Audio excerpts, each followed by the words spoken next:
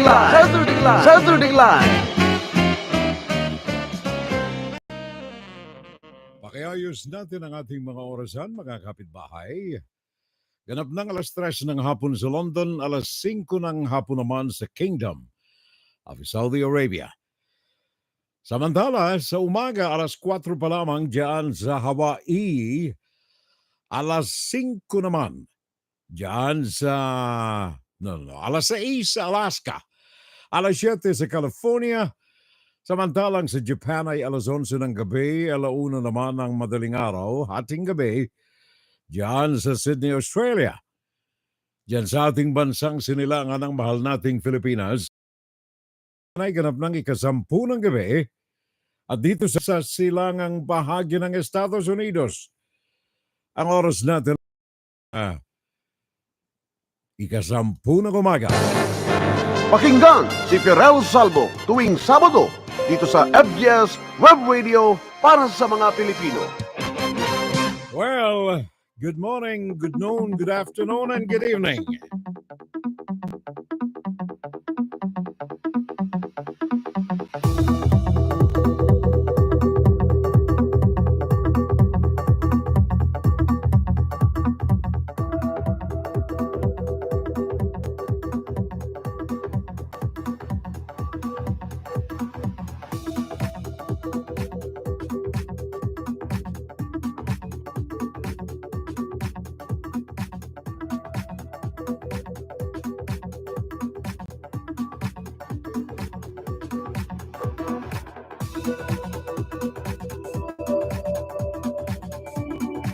Good morning, good evening, paring Kick Mendoza.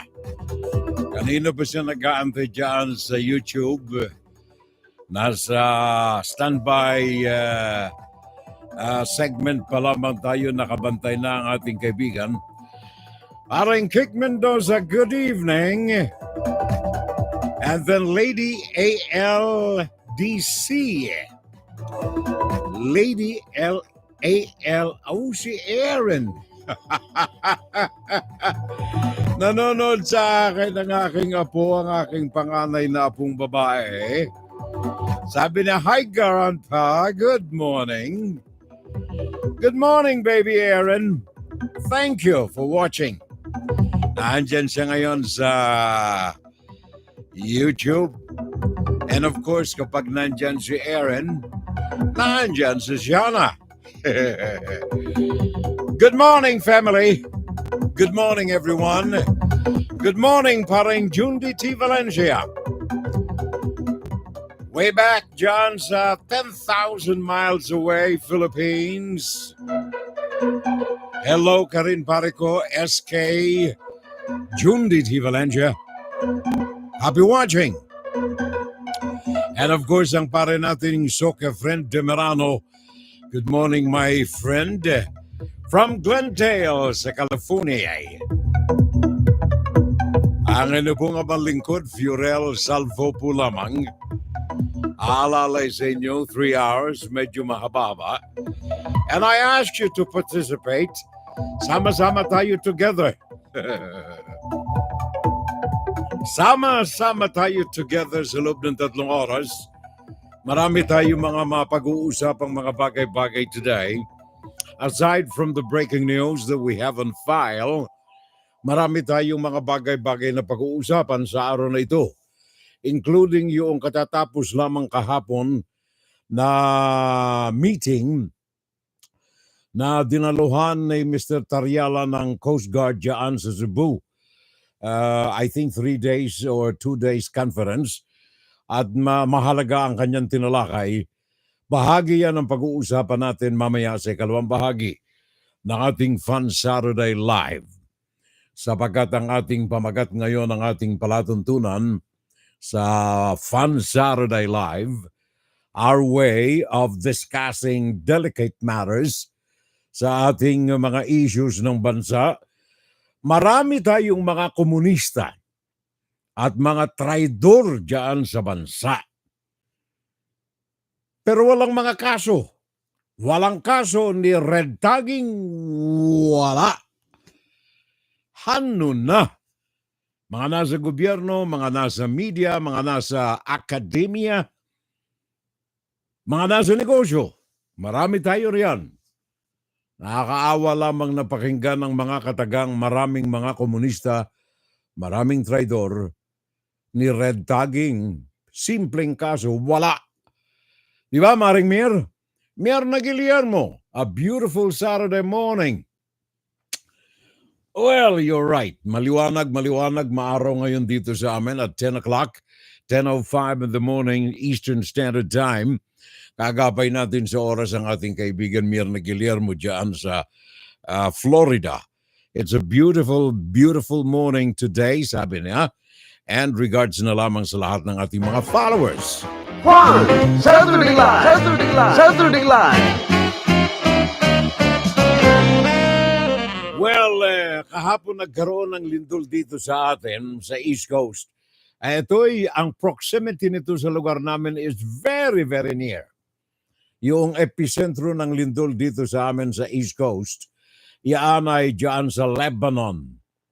Hindi Lebanon na country, kundi Lebanon dito sa New Jersey. Yan ang epicentro nito at ang mga detalye nan ay mamaya ng konti mga kapitbahay. Unahin ko lamang paring Junde at paring Edwin Lara ng Naga City. Yan ang ating television Garchiturena. Edwin Lara, Diyos marahay na banggi. Naga City, Camarines Sur. Sabi ng ating kaibigan Edwin Lara. Now, today, nais ko lamang ipaabot sa inyo mga kapitbahay, hindi lamang dito sa amin nagmumurukulyo ang daigdig. Lindol ng 10:23 in the morning yesterday, Friday, at sa aking pananatili rito, 35 years na kami rito sa lugar na ito. First time na nakadama tayo ng paglindol dito sa silangang bahagi ng Estados Unidos. Ang detalye niyan ay mamaya ng konti. Nais ko lamang tingnan muna ang alagay ng ating panahon dyan sa Pilipinas. Sabagat ang mga natatanggap natin mga reports na galing mismo sa Pag-asa. Recorded by Pag-asa Weather Station, Science Garden, Diliman, Quezon City. At ang mga temperatura sa kasalukuyan ngayon, 35 degrees Celsius, 35.5. Ibig sabihin, ang temperatura niyan, mainit sa standard namin dito. It's 95.9 degrees Fahrenheit. Yan ang temperatura riyan sa Pilipinas ngayon. Extreme temperature. Sa loob ng mga 24 na oras every day, ending, I don't know when. Hindi natin alam. Meron tayong report dito, pakinggan natin sandali, nang malaman natin kung ano ang mga katuturan ng mga bagay-bagay na ating ipinagkakaloob sa inyo na may kaugnayan sa lagay ng panahon, Maring Mirna. Ito po ay para sa mga kamag-anak natin dyan sa Pilipinas. May report tayo galing kay Ariel Rojas, ABS-CBN weather reporter, at ito ay hango na rin sa kinuha natin na kaltas ng balita galing sa Pag-asa, Philippine Atmospheric Geophysical Astronomical Services Administration, the Philippines. Now, para lamang magkaroon kayo ng voice clip, itong mga nakuha kong mga data from Pag-asa is the same dito sa report ni Ariel Rojas. Mabigyan natin ng puwang. Magiging mainit pa rin sa malaking bahagi ng ating bansa ngayong Sabado at Linggo, bagamat may mga pag-ulan sa ilang lugar. Dito po sa Quezon City, kaninang hapon umabot sa 34.8 degrees Celsius ang temperatura alas 3:30. At marami pang lugar ang nakapagtala rin ng heat index na mahigit 40 degrees Celsius. Sa Sabado at Linggo naman, may mga lugar pang aabot sa delikadong antas o 42 degrees Celsius o higit pa base sa forecast ng Pag-asa. Kabilang dito ang Catarman, Northern Samar, Aborlan, Palawan, Dumangas, Iloilo, Masbate City, Puerto Princesa City at San Jose Occidental, Mindoro. Samantala, may hanggang malalakas na thunderstorms sa Davao Region, Soxargen, Barm at Zamboanga Peninsula Sabado ng hapon hanggang hapunan. At sa linggo naman ng hapon, mas mahina na ang ulan sa Zamboanga Peninsula at Sulu Archipelago. Posible rin ang mga dadaan lamang at di naman kalakasang ulan sa hapon o gabi sa ilang lugar sa silangang bahagi ng Luzon at Visayas. sa pagkakataong aabot sa danger level of 42 degrees hanggang 51 degrees Celsius ang heat index ay posible na ang heat cramps o pulikat. Ayon po sa Mayo Clinic ay mas matagal ito sa karaniwang pamumulikat at pwedeng mangyari sa kalagitnaan ng mabibigat na gawain sa kasagsagan ng mainit na panahon na mangyayari po sa Metro Manila ngayong weekend. Tuyo po at mainit ang panahon at maglalaro sa 40 hanggang 41 degrees Celsius ang heat index o mararamdamang inat ng katawan dito sa Quezon City at sa Pasay City. Yan po ang magiging lagay ng panahon. Ako po si Ariel Rojas. Happy weekend at ingat mga kapamilya. Ang 40 degrees riyan ay 107 sa amin. Fahrenheit. 40 degrees centigrade, mainit na yan eh. Fernando Paring Nanding, Diego Constantino, good morning, Furel. At sa lahat ng ating mga kaagapay sa FSL at sa ating pamilya daw. Thank you very much, Parikoy. Fernando Diego Constantino. And of course, ang pare natin dito nagbabakasyon sa Canada. For the first time, positibo ang narinig ko sa kanya. It's a beautiful sunny morning here sa Nepawa, Manitoba sa Canada. The weather is now positive degrees Celsius or 36.5 degrees. Thanks God, 90% na natutunaw na ang mga eyes sa paligid. Salamat din at nag-retire na ako sa pagpapala ng snow.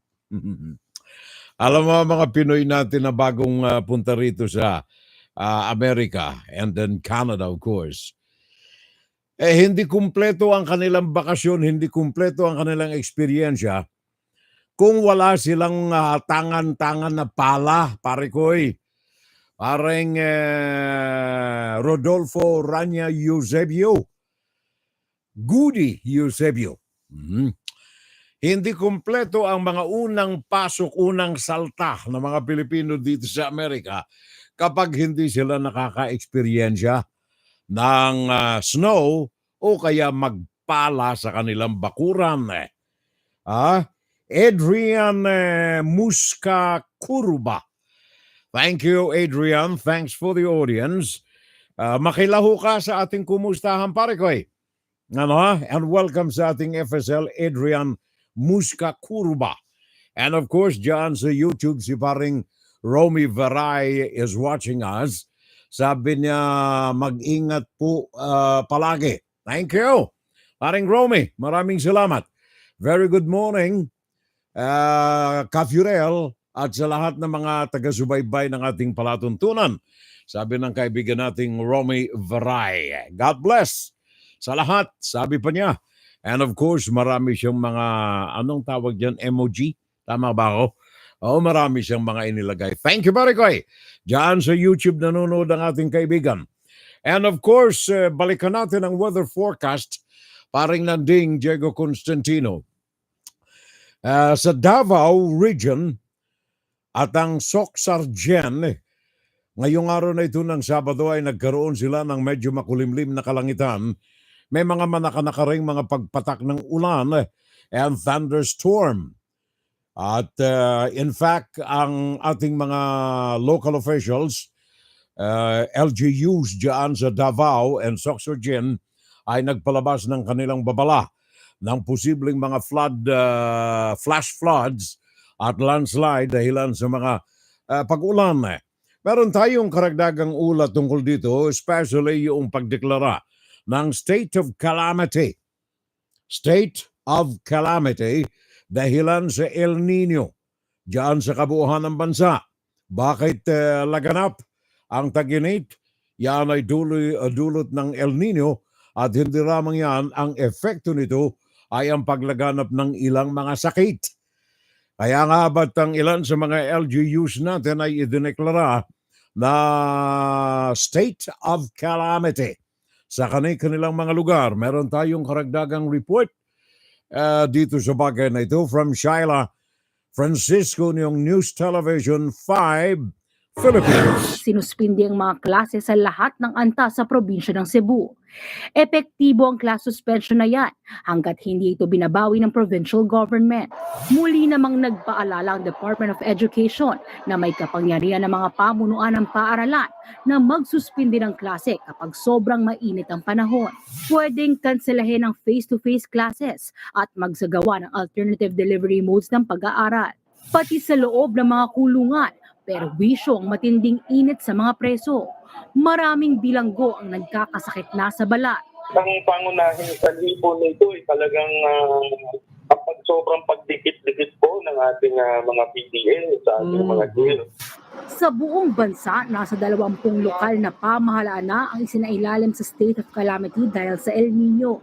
Kabilang dyan ang mga bayan ng Bulalakaw at Mansalay sa Oriental Mindoro, San Vicente, Palawan, San Andres, Romblon, Mayoyaw, Ifugao, Sibalom, Antique at Zamboanga City. Kasama rin ang 13 LGU sa Occidental Mindoro. Ayon sa Task Force El Nino, may iba pang mga lugar sa bansa na posibleng magdeklara na rin ng state of calamity sa mga susunod na linggo. Pero may mga pamantayan pa rin daw na dapat sundin ang mga lokal na pamahalaan. Kailangan pong pasok sa criteria. Ano yung criteria na yon? Dapat 15% ng population ay apektado, 30% ng kabuhayan ay apektado at may structures or vital installations na dapat din apektado. Umakyat na sa halos 3 bilyong piso ang pinsalang dulot ng El Nino sa sektor ng agrikultura. Nanawagan naman ang Trade Union Congress of the Philippines sa mga pribadong kumpanya na gumawa ng heat risk action plan para sa kanilang mga empleyado. Kasama dyan ang pagkakaroon ng heat break o pahinga tuwing alas 11 ng umaga hanggang alas 2 ng hapon. Nagbabalita mula sa Frontline, Shaila Francisco, News 5. Thank you very much, Hyla, and thank you sa News Television 5 Philippines. Kay paring Jimmy Alcano, thank you, sir. Maraming salamat. At saka kay Adrian Musca Curba, watching in silence ating FSL today. Also kay Eva Estabaya. Eva, kumusta si Adan? Eva Estabaya. Show your face, Eva, makita natin. Meron pala eh. O kaya lang nakatakip siya ng ng face mask. Eva Estabaya, thank you so much for joining us. And of course, paring Mariano Elanio Villaraza.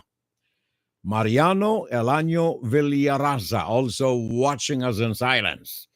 At saka si Eva, hi, good morning daw, Eva Estabaya.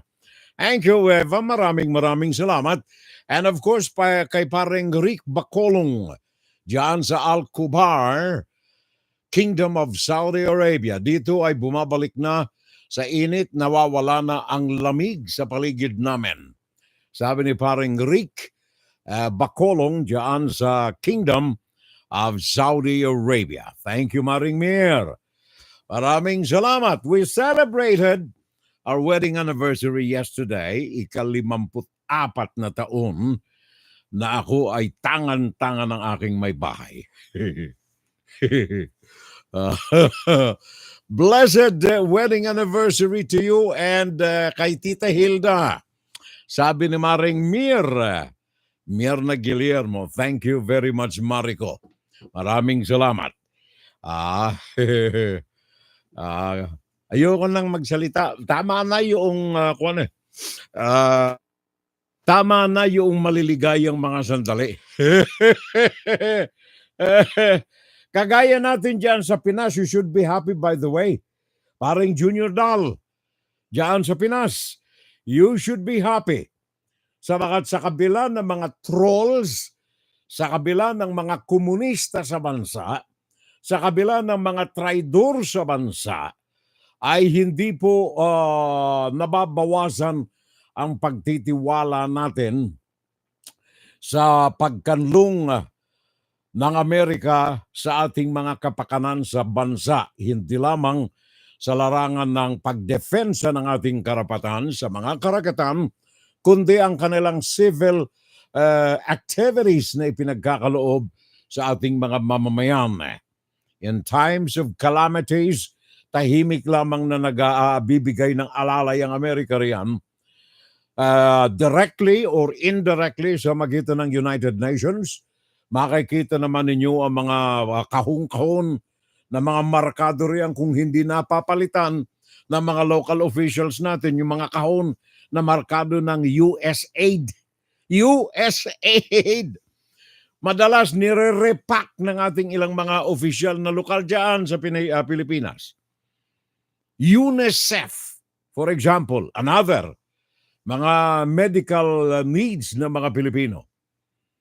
Ngayon, hindi lamang yan sa mga civil activities na gumagawa ng tahimik na alalay ang Amerika diyan sa Pinas, kundi especially sa defenses ng bansa in the midst of Communist China's aggressions and bullying.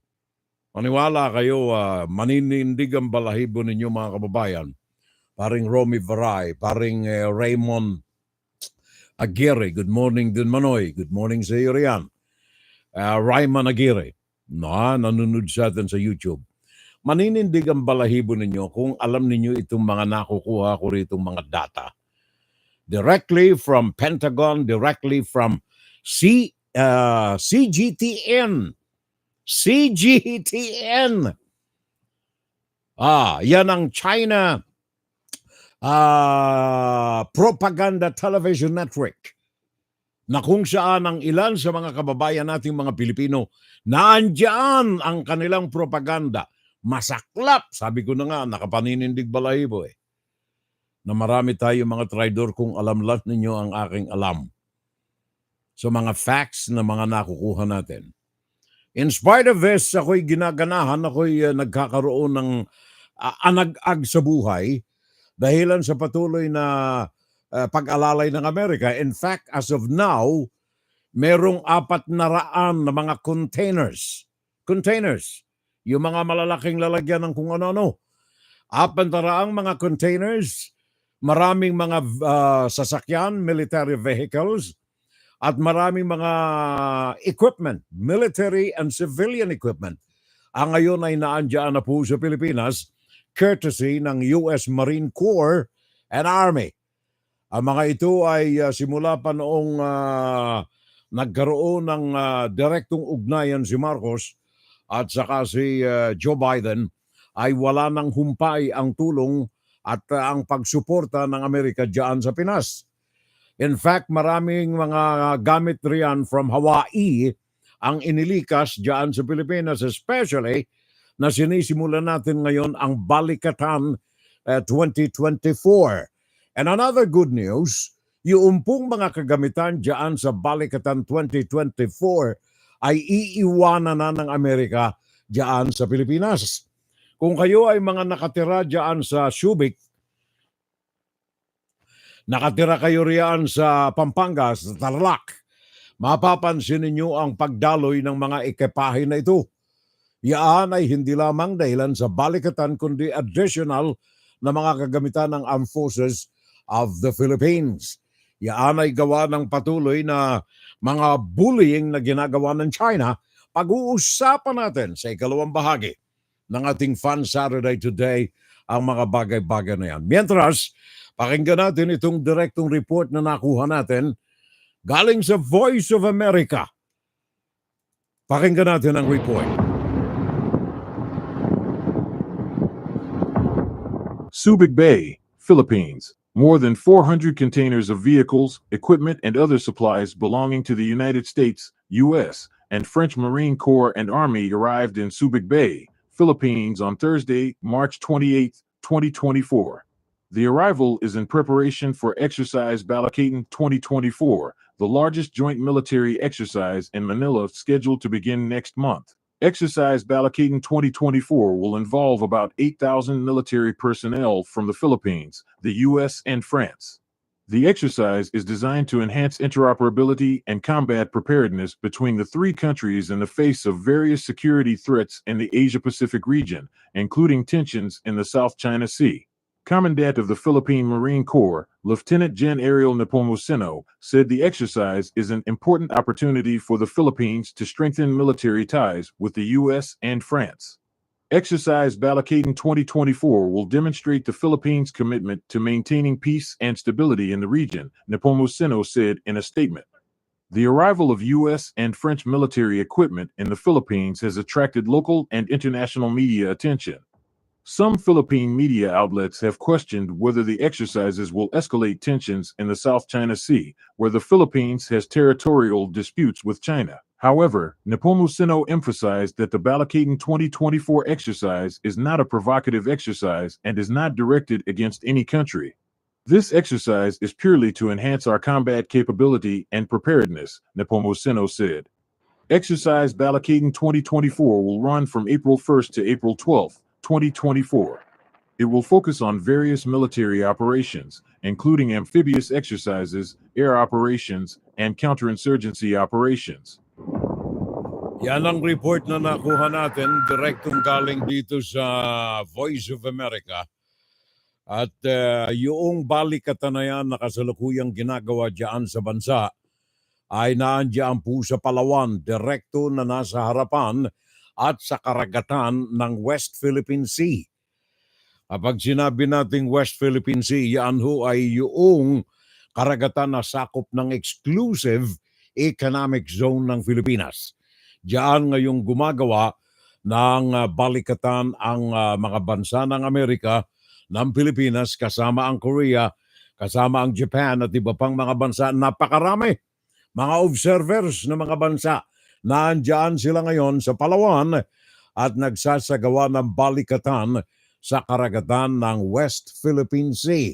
Ayon kay Colonel Michael Ojico, ayon sa kanya ang balikatan 2024 ay ginagawa sa kasalukuyan diyan sa kahabaan ng Palawan, occupying at least 22 kilometers or 12 nautical miles sa karagatan ng Palawan, an island in the archipelago west of the Philippines. So yun ang ginagawa na exercises ng ating mga kaibigan, ng ating mga kaalyado. Napakarami tayo mga observers dyan from ASEAN. Nandiyan yung Malaysia, nandiyan ang Thailand, nandiyan ang Vietnam, nandiyan ang Singapore, nandiyan ang Indonesia. Kasama, nag-uobserba, nagmamanman sa ginagawa nating balikatan 2024. Paring Romy, Viray, sabi niya, blessed and happy wedding anniversary, Furel. Thank you, pare Koy. Maraming salamat. At sa inyong may bahay, God bless both of you. Thank you, sir. Yan ang sabi ng pare nating Romy Viray. Mariano Elanio Villaraza, thank you, sir. Maraming salamat kay parang Junior Dal. Eliseo Rio Jr. Sir, bakit ngayon ka lang? Ang ating mga tagasulong ng malinis na halalan dyan sa Pilipinas. Si Sir Eliseo Rio Jr. Maraming salamat, sir, sa alalay. Napakatagal ko nang isinusulong ang inyong mga adikain riyan. Malungkot lamang tayo sapagkat parang hindi napapansin ng ating taong bayan. Yung karapatan na magkaroon tayo ng busilak na halalan dyan sa Pilipinas. It is my honor to see your name, Mr. Eliseo Rio Jr. Thank you, sir. And of course, si parang Jeffrey Espina Siao, naandyan, Jeffrey, naandyan, parang Kik Mendoza, at saka Batcom Quezon Talagit. Ilan lamang ito sa mga silent audience natin nakaagapay sa mga sandaling ito. Paano Ma-Redtag o kakampi nila ang mga red tagging, lalo na sa kwarta. Pag-uusapan natin, pare ko, mamaya. Natumbok mo yan. Pag-uusapan natin ikalawang bahagi ng ating Fun Saturday Live. Marami tayong mga komunista. Marami tayong mga traidor dyan sa bansa. Simpleng red tagging iniiwasan na ikabit sa kanilang lalamunan eh. Lalo patigit ang katraidoran ng mga ito. Sad to say, Mga nasa gobyerno ang ilan, mga nasa akademya ang ilan, mga nasa media ang ilan, mga nasa komersyo, sa negosyo, sa hanap buhay ang ilan riyaan sa bansa. Second hour ng ating Fun Saturday Live. Sabi ni paring Kick Mendoza, mamaya na ako manonood, sinishare ko lamang sa ibang grupo ang pahina natin. Thank you, pare Koy. Maraming salamat, paring Kick Mendoza. And then Nathalie Jinx Manalili. Bah, eto yung kaibigan natin, may sarili silang, anong tawag niyan, oldies but goodies video program. Nathalie Jinx Manalili. Panoorin ninyo, kayong mga matatanda na. Pinanonood ko kasi sinasabayan ko yung kanta nila. Sinasabayan ko kaya lang hindi ko nilalakasan Baka madiscover nilang magaling pala akong kumanta. Nathalie Jinx Manalili. At saka yung kanyang partner, hindi ko maalala ang pangalan And then si D. Guardiano. Thank you very much, D. Thank you, pare ko. Maraming salamat. D. Guardiano, also with us. At saka si JB Bayatan. JB Bayatan. Lucy Sanchez Corpus, also with us today. Sa inyo pong lahat, mga kapitbahay, maraming salamat. And as usual, ito ang aking parating sa inyo. Puso ko sa bayan ko. Ang inyo pong abang lingkod. Pakinggan si Ferel Salvo tuwing Sabado dito sa FGS Web Radio para sa mga Pilipino. And of course, ang inyong pinanonood, kapitbahay. Saturday Live! Saturday Live! Huwag lamang kaligtaan tuwing araw lamang tayo ng Sabado, mga kapitbahay. Bagaman sa ganitong uri ng ating schedule, 3 weeks from now. 3 weeks ba? Ngayon ay 6, tama. 3 weeks from now. So 21 plus 6 is 27. There you are. Abril 27, 60 na taon na po tayo na walang tigil sa broadcast. 60 taon na tayo sa Abril 27. Nagsimula tayo Abril 27, 1964 sa DCGE sa Naga. At tayo na natili roon ng 15 years sa Naga. And then binato tayo ng Radio Mindanao Network sa Manila upang simula ng DZXL noong 1968. 1978.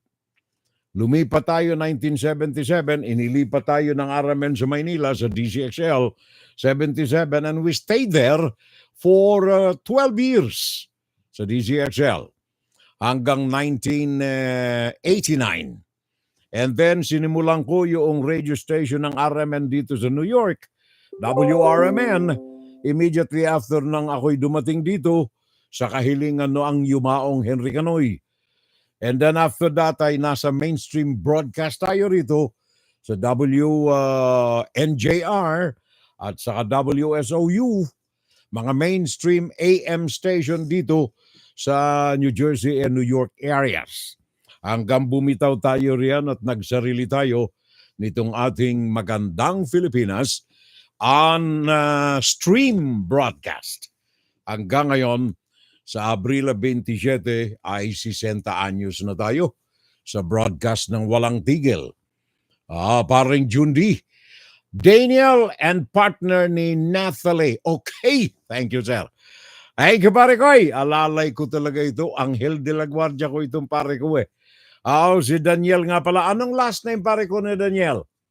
Daniel at saka Nathalie Manalili. Ang Pilipinas, ang Japan, ang Amerika ay meron pong Trilateral Leaders Summit. Ito ay sisimulan Abril 11 dito sa Washington, D.C. At ito ay talamak na balita kung papasok kayo sa Washington, sa Kongreso, sa Senado, and then sa Pentagon. Talamak. Very popular ang balita tungkol dito sa Trilateral Leaders Meeting na gagawin dito sa Washington, D.C. Pag-uusapan dito masinsinan, one of the topics dito ay ang kasarinlan, ang katahimikan, at ang mapayapang solusyon kung maaari sa pandarambong ng Chinese Communist Party diyan sa West Philippine Sea. Meron tayong dagdag na ulat tungkol dito galing kay Marie Sumale ng GMA. Pakinggan natin. Matapos lang ang halos isang taon, muling makikipagkita si Pangulong Bongbong Marcos kay US President Joe Biden sa Washington, D.C. sa Amerika. Pero makakasama na nila sa makasaysayang Trilateral Leaders Summit sa April 11 si Japanese Prime Minister Kishida Fumio. Ang pulong ng tatlong leader makabubuti raw sa Southeast Asia ayon sa Pangulo nang makipagkita sa kanya ang bagong Japanese Ambassador to the Philippines kahapon. Hindi lang pagsusulong sa trilateral partnership at muling pagpapatibay sa matatag ng alyansa ng tatlong bansa ang layo ng summit, kundi inaasahan ding matatalakay dito ang kanilang common vision para sa mapayapang Indo-Pacific region. Ang tanong, matatalakay rin ba rito ang mga pinakasariwang panghaharas ng China sa ating mga barko sa West Philippine Sea? Yes, I think we can expect a discussion on the recent incidents. We can expect an alignment of views among the three countries on the recent incidents in the West Philippine Sea. Our three leaders are expected to include this in their discussions and in the vision statement. Our main focus is on working together to ensure that the Indo-Pacific region remains free, it remains open, and that there's security and stability throughout the region. Bagamat inaasahan umano ang mas matapang na joint vision statement ng tatlong leader, may agad na iginiit ang DFA. This trilateral cooperation is not directed at any country. Of course, we will continue to call on peace and stability, and that the recent incidents be solved in a peaceful and diplomatic manner. Sandali, Marisa, no, ha? Ito'y madalas kong mapansin ito. Nais ko lamang i-correct ito. Madalas ko kasing mapansin ito, every time na ang issue ng China ay natatalakay, may disclaimer kagad itong mga official ng ating gobyerno riyan eh. Para sa akin, it is a negative impression ang ipinagkakaloob ng mga ganitong, pasensya na kayo, hindi ho ito dahilan sa gusto nating awayan ng China. Bakit kayo magdi-disclaimer ng ganyan? Pinakikita lamang natin na maliit na nga tayo, pinakikita pa natin na soberbio tayo, na naaanderan tayo, nasa sakluban ng China. Hindi ganyan dapat ang mentality. That's not supposed to be the projection ng ating mga government officials. Ituloy mo, Maris. Baka ako'y ma-high blood. Walay pang bilateral meeting sa pagitan lang ng ating Pangulo at ni Biden para pag-usapan ng kooperasyon sa seguridad, clean energy at iba pa. Makakapulong din ng Pangulo ang US Defense Secretary at mga negosyante ng Amerika. Para sa GMA Integrated News, Mariz Umali, nakatutok, 24 oras. At tama ba yan, sir? Mr. Anong pangalan nito? Sandali, hanapin ko muna. Nawala. Asa na yan? Si, nawala na tuloy eh. Wala na eh. Di Guardiano, thank you. JB Bayatan, maraming salamat. Lucy Sanchez Corpus, thank you. Salamat sa iyo. At saka kay parang Junior Dal, Loida Leonora, also watching us today. At saka si Margarita Villegas, thank you. Maraming salamat. Sana ba yung, si Mr. Eliseo pala. Mr. Eliseo Urreo Jr., di ba? Wag nating ipakita, maliit na nga tayo. Alam naman nilang maliit tayo. Alam nilang kayang-kaya ng mga komunistang China ang Pilipinas. Pero wag nating ipakita na suko na kaagad tayo. That's not supposed to be the mentality of our Filipino leaders. Okay na, high blood pa ganyan eh. Pag nakakarinig akong ganyan na hindi pa man umaabiso na, sorry. Para kayong mga nakahuli ng droga riyan na kayo'y humingi pa ng tawad sa inyong Mga hinuli riyan eh. Pag ganyan ang ating attitude eh. Paring Daniel Gakutan sabi ni paring Jundi T. Valencia. Sabi ni Raymond Aguirre nga pala, Manoy, may issue na kinukuha ng mga retired personnel natin. Mabuti na lang na mga nabuking na lamang na mga Chinese pala ang nangangalap ng mga retired personnel natin. At ito ay mga nagpapanggap na mga European or American, sabi ng GMA, sabi ni Raymond Aguirre. Alam mo, style nila yan, pare ko, hindi man ilantad dyan sa periodiko. But right now, sa ikalawang bahagi, pag-uusapan natin, recruitment ng People's Liberation Army, recruitment ng Chinese Communist Party, hindi lamang sa mga Pilipino. Sa ikalawang bahagi ng ating palatuntunan. Kanina nabanggit ko yung mga droga, 3 milyong mga halaga ng droga na ibinabalot di umano sa kung anong parang mga gifts, mga ganyan. Ang ibinibenta, nasa kote ang suspitsado at ito ay dyan sa Makati, sa isang di kalidad na apartment condominium sa Makati. We will talk about that also mamaya ng konti. Pakinggan natin itong police report ng kaagapay nating Nikubawa. Pinasok ng NBI Organized and Transnational Crimes Division ang condominium unit na ito sa Makati nang magsagawa ng buy-bust operation sa loob. Nagbenta umano ang nahuling suspect ng 100 gramo ng shabu sa halagang 140,000 pesos. Nakabalot pa ito na parang pagkain sa paper bag. Yung yung packaging nung binibenta nila, hindi mo akalaing shabu eh.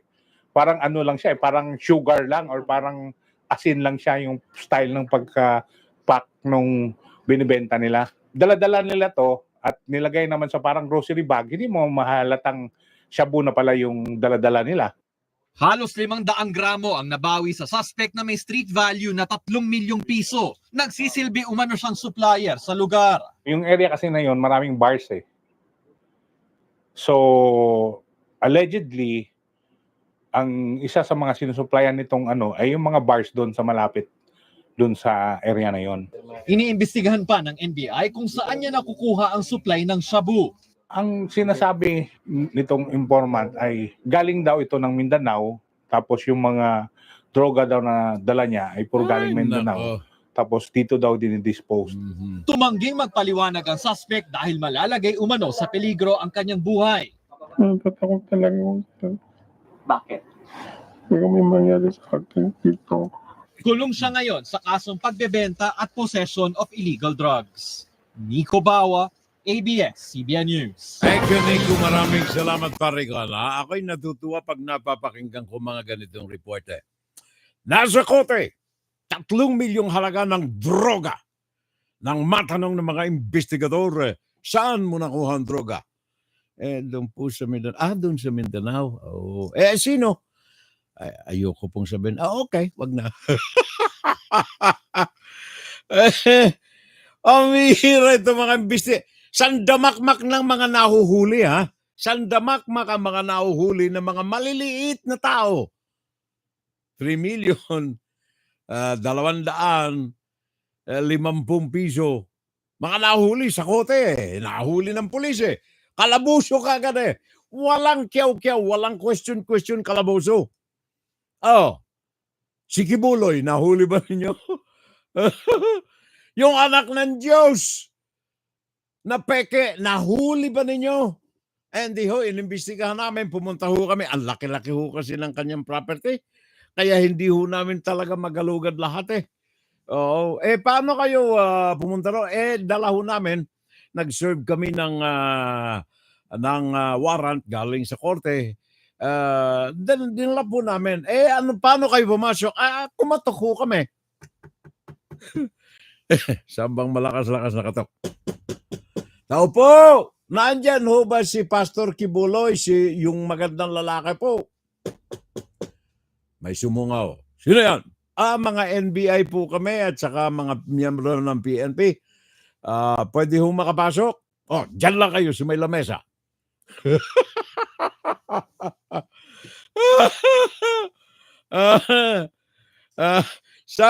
Sabi nitong report kahapon, following the issuance of arrest warrants against Apollo Kibuloy. Pakinggan niyo mga kaso, sexual abuse, child abuse. Mga kaso ito, Kingdom of Jesus Christ founder and alleged rapist, Apollo Kibuloy, now considered as fugitive by the Philippine authorities. Sinilip, nandyan yung helicopter eh. Psst. Nandyan yung aeroplano, okay, nandyan pala siya. Palaki ko nandito lang yun eh. Ando sa China, si Kibuloy. At saka ang masaklap nito, bago sila pumunta roon kalat na sa periodiko, sasalakay ang PNP, NBI, magsisilbi ng warrant of arrest kay Kibuloy sa Huwebes. Sabi ni Kibuloy sa mga katulong, psst, handa mo nga yung maleta ko riyan. At punta ako doon sa Coliseum. Malaki roon eh. Granting na nandun sa Pinas si Kibuloy. Hindi yan iikot yan. Mga tamad yung mga PNP na yan eh. Hindi yan iikot yan eh. And true to that, balik yung mga miyembro ng NBI at saka si PNP. Wala doon. Ginalugad na. Pinuntahan ho ba ninyo lahat ng lugar? Ay, hindi. Kasi masyadong malaki ang compound. Pumasok ho ba kayo sa kanyang palasyo? Ay, hindi eh. Kasi pinaalis yung sapatos namin, madumihan daw yung loob.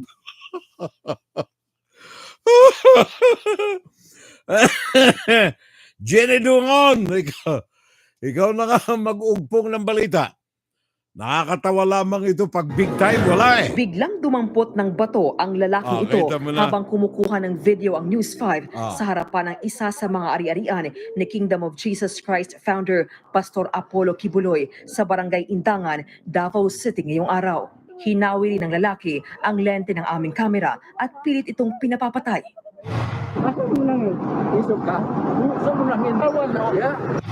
Isa ito sa mga lugar na posibleng kinaroroonan ni Kibuloy na may warrant of arrest para sa kasong child abuse at sexual abuse. 3 araw na naghahain ng arrest warrant ang NBI at PNP sa mga pag-aari ni Kibuloy sa Davao at Samal Island. Hindi naman daw pinipigilan ng kampo ni Kibuloy ang pagpasok ng mga otoridad. Bagamat itinuturing ng pugante, hindi naman daw itinuturing ng NBI na armed and dangerous si Kibuloy. Wala namang resistance, no? In fact, gusto nilang pahalugog yung buong compound. But this compound were too big. Hindi natin kakayanin. Nauna nang sumuko ang 5 kapwa-akusado ni Kibuloy sa kasong child abuse. Pansamantala sila nakalaya matapos magpiyansa. Ayon sa korte, dapat personal na pumunta si Kibuloy sa Regional Trial Court para magpiyansa ng 280,000 pesos para sa 2 kaso. Sakali mang makapagpiyansa, hindi rin agad pakawalan ng pastor. 280,000. Pag halimbawa na-aresto natin siya sa isang itong koleksyon kaso lang na to, yan dyan since sa it is Divisoria. public knowledge na meron siyang contempt warrant sa Senado and Kongreso, automatic po na i-deliver natin siya after niya mag-bail dito sa kaso na to. Nagbabalita mula sa Frontline, Jenny Dongon, News 5. Kaya laking palakpak ni Robin Padilla. Belat kayo. Di nyo makukuha ang aking idolo. Pinahiram niya ako ng kanyang helicopter nung ako'y nangakampanya. At ako'y nangampanya sa kanyang SMNI ng libre. Ganon din lang sabi ni Amy Marcos Kaibigan ko yan Mahirap niyong mahuli yan Kasi yung mga ilang bahagi ng mga huhuli riyan ay mata at tenga ni Kibuloy. Kaya alam ni Kibuloy kung saan kayo nandoon. Di ba? Noong 2 years ago mga kapitbahay, January of 2022, ang Amerika officially declared Kibuloy as wanted suspect sa sex trafficking dito sa Amerika, money laundering at maraming iba pa. Pero yan ay itinago ni Rodrigo Duterte. Ngayon, I don't know kung bakit maging si BBM tahimik. Imposible namang hindi nyo alam kung saan nandoon si Kibuloy, kagaya kay Arnie Teves, for example. Di ba? Hindi lamang yan, si Bantag. si Bantag. Sinalakay din pala si Bantag nung isang araw Sinalakay din yung 2 bahay ni Bantag diyan sa Manila. National Bureau of Investigation, Friday, kahapon, raided the suspected hideouts of former Bureau of Correction Bucor Chief Gerald Bantag, the alleged mastermind of the killing, broadcaster Percy Lapid in Laguna and Caloocan City to serve the arrest warrant against Bantag. The NBI conducted the raids after receiving information of alleged sighting of Bantag in the areas from their reliable sources. For the one in Santa Rosa, Laguna, and NBI used sledgehammer to enter the house. Paano ninyo mahuhuli Baka meron kayong mga kasama dyan. Sir, General, papunta ho kami riyan. Pakinggan natin itong another sarsuelan dyan sa bansa. John Consulta. Sabay na sinalakay ng mga ahente ng NBI ang isang bahay sa Santa Rosa, Laguna at isang bahay sa Caloocan City para isilbi ang warrant of arrest kay dating Bureau of Corrections Director General Gerald Bantag. Sa bahay sa Laguna, kinailangan pa ng NBI na gumamit ng maso para mabuksan ang front door para maingat na mapasok ang bahay. Pagkalipas ng ilang minutong paghahanap, idirik na lang walang tao sa loob ng bahay.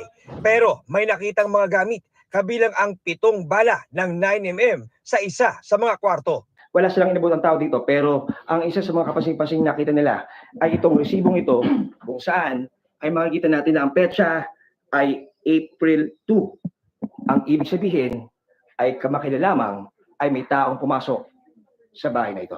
Nitong mga huling araw ay nakatanggap ang aming opisina ng information na may nagpupuntang grupo dito sa 2 addresses ni former Bucor Director General Bantag.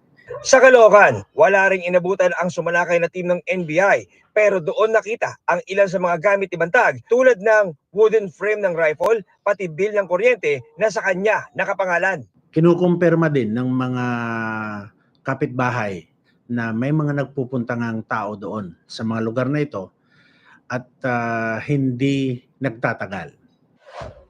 Sa huli ay nilagyan ng selyo ang pintuan ng mga bahay sa Santa Rosa at Caloocan at dinikitan ng poster ni Bantag kung saan nakasaad ang 2 milyong pisong reward sa sino man makapagbibigay ng impormasyon sa kanyang kinaroroonan. Kapalit ng nasabing reward ay umaasa tayo na makakatulong ang publiko sa agarang pagkakadakip ng nasabing former official ng Bureau of Corrections.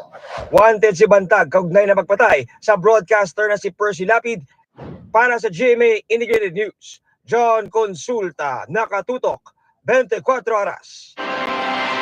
Thank you, John. Maraming salamat. Thank you rin sa GMA. Anong masasabi mo riyan, Judge Victor Season? Nandyan sa Pinas ang aking kaibigan riyan. Nandyan sa Pinas, Judge Victor Season. Dati naming piskal dito sa dating huwes namin dito sa New Jersey nung araw. Ngayon naglalamyad na lamang. By the way, magtuturo siya riyan. I cannot remember the university na pagtuturuan ni Judge dyan sa Pinas. Judge Victor Season. Nanonood sa atin. Anong masabi mo rito, Judge, sa kaso na ito? Matakay mo yung mga, I don't know kung paano ginagawa ng mga operatiba natin riyan. Nagtrabaho ako one time in my life sa ISAF. Kailangan surveillance, pare ko. Number one aspect ng pag-aresto. Surveillance para alam mo saan nandoon. Nagtanong ka sa kapitbahay. Sabi ng kapitbahay, pumunta po riyan kahapon eh. Natatandaan ba ninyo kung anong may uniformity ba ng dalaw niya tuwing Martes ba, tuwing Miyerkules? Anong oras kung dumalaw ito rito? Dapat meron na kayong tao na nakabantay roon. Na instead na TikTok ang tingnan sa kanyang cellphone, bantayan niya kung papasok o hindi ang grupo ng mga lalaki na yan sa bahay dyan sa Santa Rosa, Laguna o kaya dyan sa Maynila. Surveillance, pare ko. Hindi yung sasalakay kayo. Baka alam na ni Bantag eh. Sir, General, punta ho kami riyan bukas ha. May order ho sa lakayin eh para sa media. Di ba? Kafyang, hindi ba ganun eh? Marikoy, Dominic De Oro, pare ko. What you say? Mr. Dominic D. Oro. Thank you, sir. Maraming salamat at saka kay Margarita Villegas. Thank you, Dominic De Oro. Thank you so much. Kathyang, naandyan ang kaagapay natin, umaalalay sa atin. Raul Villanava is also with us today at saka si Redford White. Redford White pala. Redford Y. Bakit Redford? Mga kaagapay natin ngayon eh. Sabi ni parang Junior Dal, kaya pala takot na sumuko.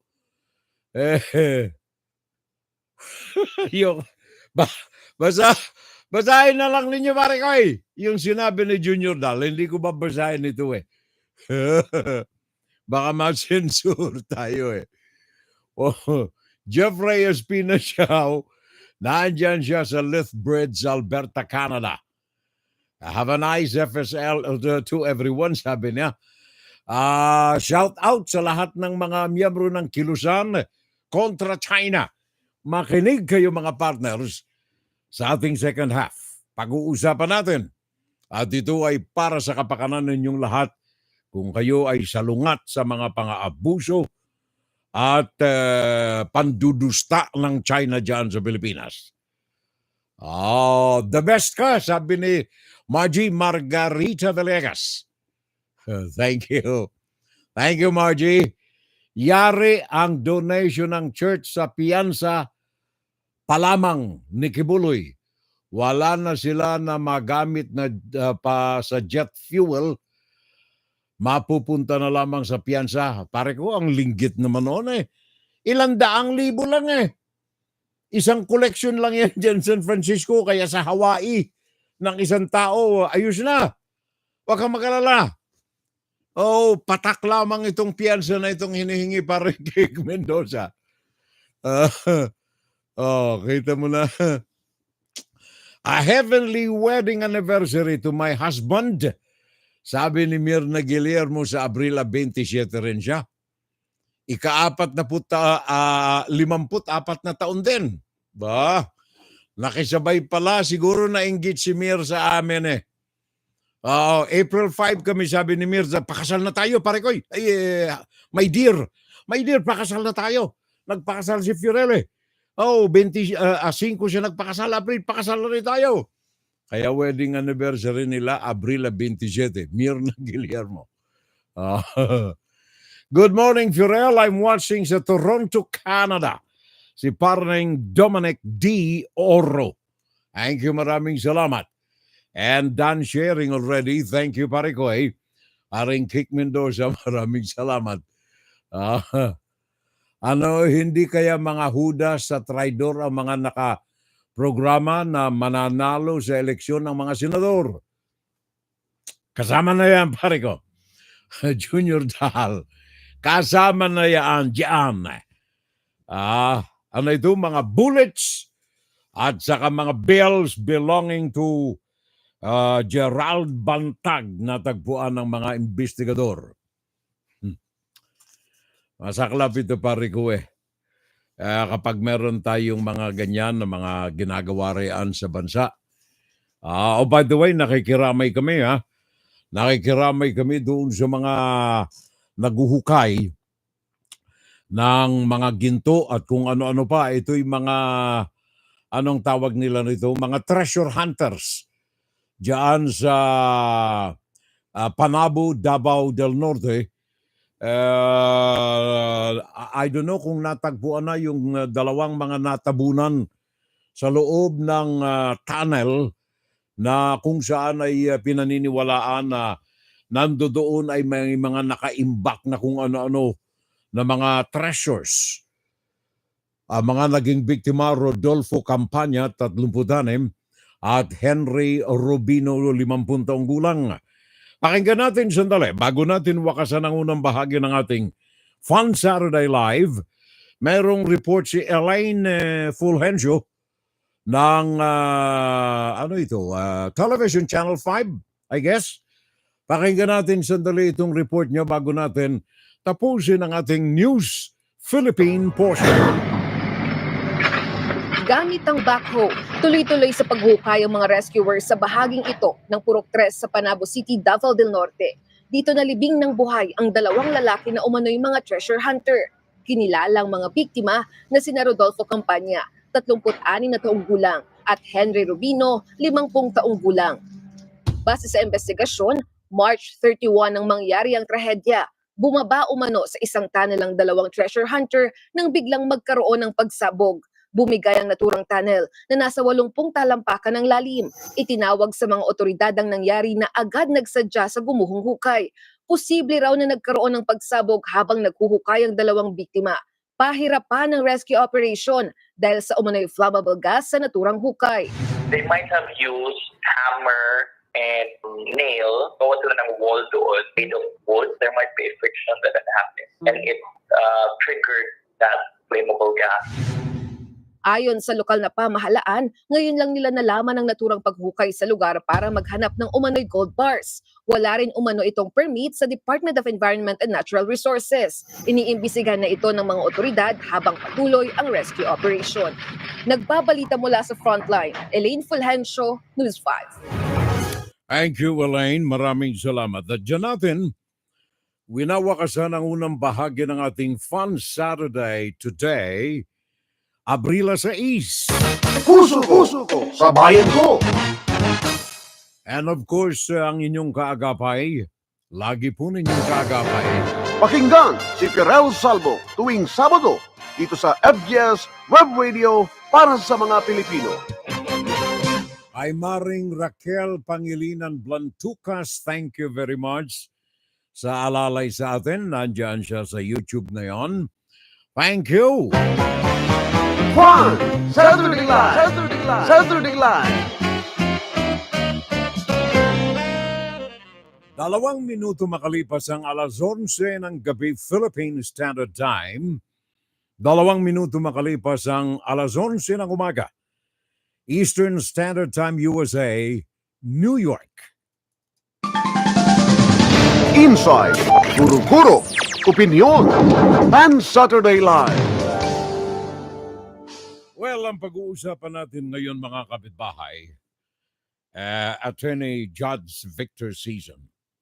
Ang pag-uusapan natin ngayon sa ikalawang bahagi, maselan na issue ito dyan sa atin sa bansa sa Pilipinas. Especially at the midst of China's aggressions, bullying in the West Philippine Sea. Diyan na focus ang atensyon ng marami sa mga kababayan natin sa West Philippine Sea. Pero ang tunay na talagang problema ng ating bansa, wala po sa West Philippine Sea, mga kababayan. Yaan ay tip of the iceberg lamang. Ang tunay na problema natin sa China ay hindi sa West Philippine Sea, kundi diyan sa mainland Philippines. Sa ating mga lupain mismo, mga kababayan, ang pinakang problema ng ating mga nagmamahal na mga Pilipino, mga patriotiko, mga tunay na mga Pilipino, mga makabayan na mga Pilipino. Marami tayo riyan sa bansa ang mga traidor. Marami tayong mga komunista diyan sa bansa. Sa loob ng gobyerno, sa loob ng akademya, mga universidad, sa loob ng media, kasama ng mga trolls, at sa loob ng nagpapatakbo ng ekonomiya ng ating bansa. Masaklap, pero sakop nila lahat yan. Tahimik. Yun ang plano ng China, yaan ang modus operandi ng China, yaan ang ginagawa ng China hindi lamang sa Pilipinas, kundi sa buong daigdig. And mind you, maging dito sa Estados Unidos, yaan ang ginagawa ng China. Nabalitaan ninyo, dito sa amin, sa Amerika, may mga police station, ang Chinese Communist Party nakatago, nakakanlong sa mga lugar na kung saan nandiyan ang mga Chinatown, sa Australia, sa Britain. Pilipinas ang tutukan natin, mga kababayan. Marami tayo mga komunista riyan, marami tayo mga traidor sa bansa. Hindi nare-redtag ang mga ito. I don't know why. Panahon ni Bongbong Marcos na ngayon, dapat sana pasalamat na tayo at wala na. Wala na ang mga komunistang ito sa pamahalaan. Pero nandiyan pa rin ang mga ito na mamayagpag, untouchables. Sa larangan ng media na andyan sila. I don't know yung mga may kontrata riyan ng mga pure-blooded na mga komunista sa television, pag-aari ng gobyerno, pag-aari ng taong bayan, I don't know kung naandyan pa. Tiningnan ko yung kanyang Facebook account, naandyan pa eh. Nagpo-programa pa. Propagandista ng komunistang China, propagandista ng CGTN. Masaklap, mga kababayan, in fact, ang ating nandiyan sa Philippine Coast Guard. I don't know kung bakit hindi ang Armed Forces of the Philippines mismo hindi kumayawari ng husto, kung bakit parang ayaw mag-front, ayaw humarap sa harapan, sa unahan mismo ang ating Armed Forces of the Philippines laban sa mga komunista na ito. Naawa ko rito kay Tariela, ang tagapagsalita ng Philippine Coast Guard, J. Tariela, Commodore J. Tariela. Kahapon ay tinapos nila yung konferensya, a kind of public information meeting diyan sa Davao. Etong report na tinanggap natin from Lapu-Lapu City, sabi rito, the fights on the West Philippine Sea has taken on another level. False news or fake news. Aside from asserting the country's claim in the West Philippine Sea, the Philippine government is fighting against fake news and misinformation that have been spread by pro-Chinese trolls, according to Commodore J. Tariela, the Philippine Coast Guard spokesman. It really saddens me, sabi niya, because I know for a fact that these trolls in social media, most of them are Filipinos. It means that they are willing to receive money to counter our issues in the West Philippine Sea. And this saddened me because we are talking here about our country, Philippines.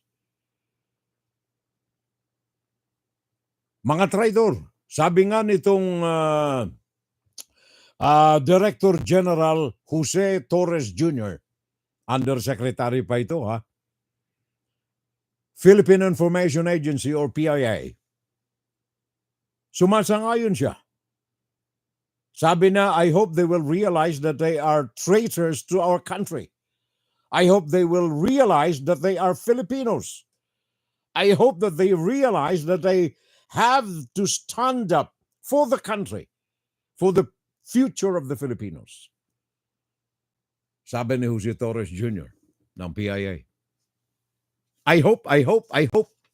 Parang I move ng isang komunista dyan sa Senado. I move.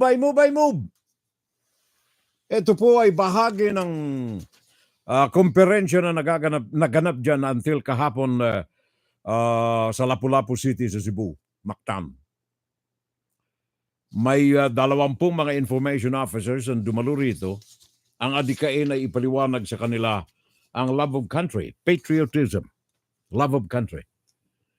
Ang masaklap mga kababayan, sabi ko na nga kanina, pakinggan ninyo ito. Iparirinig ko sa inyo ang ilang mga boses.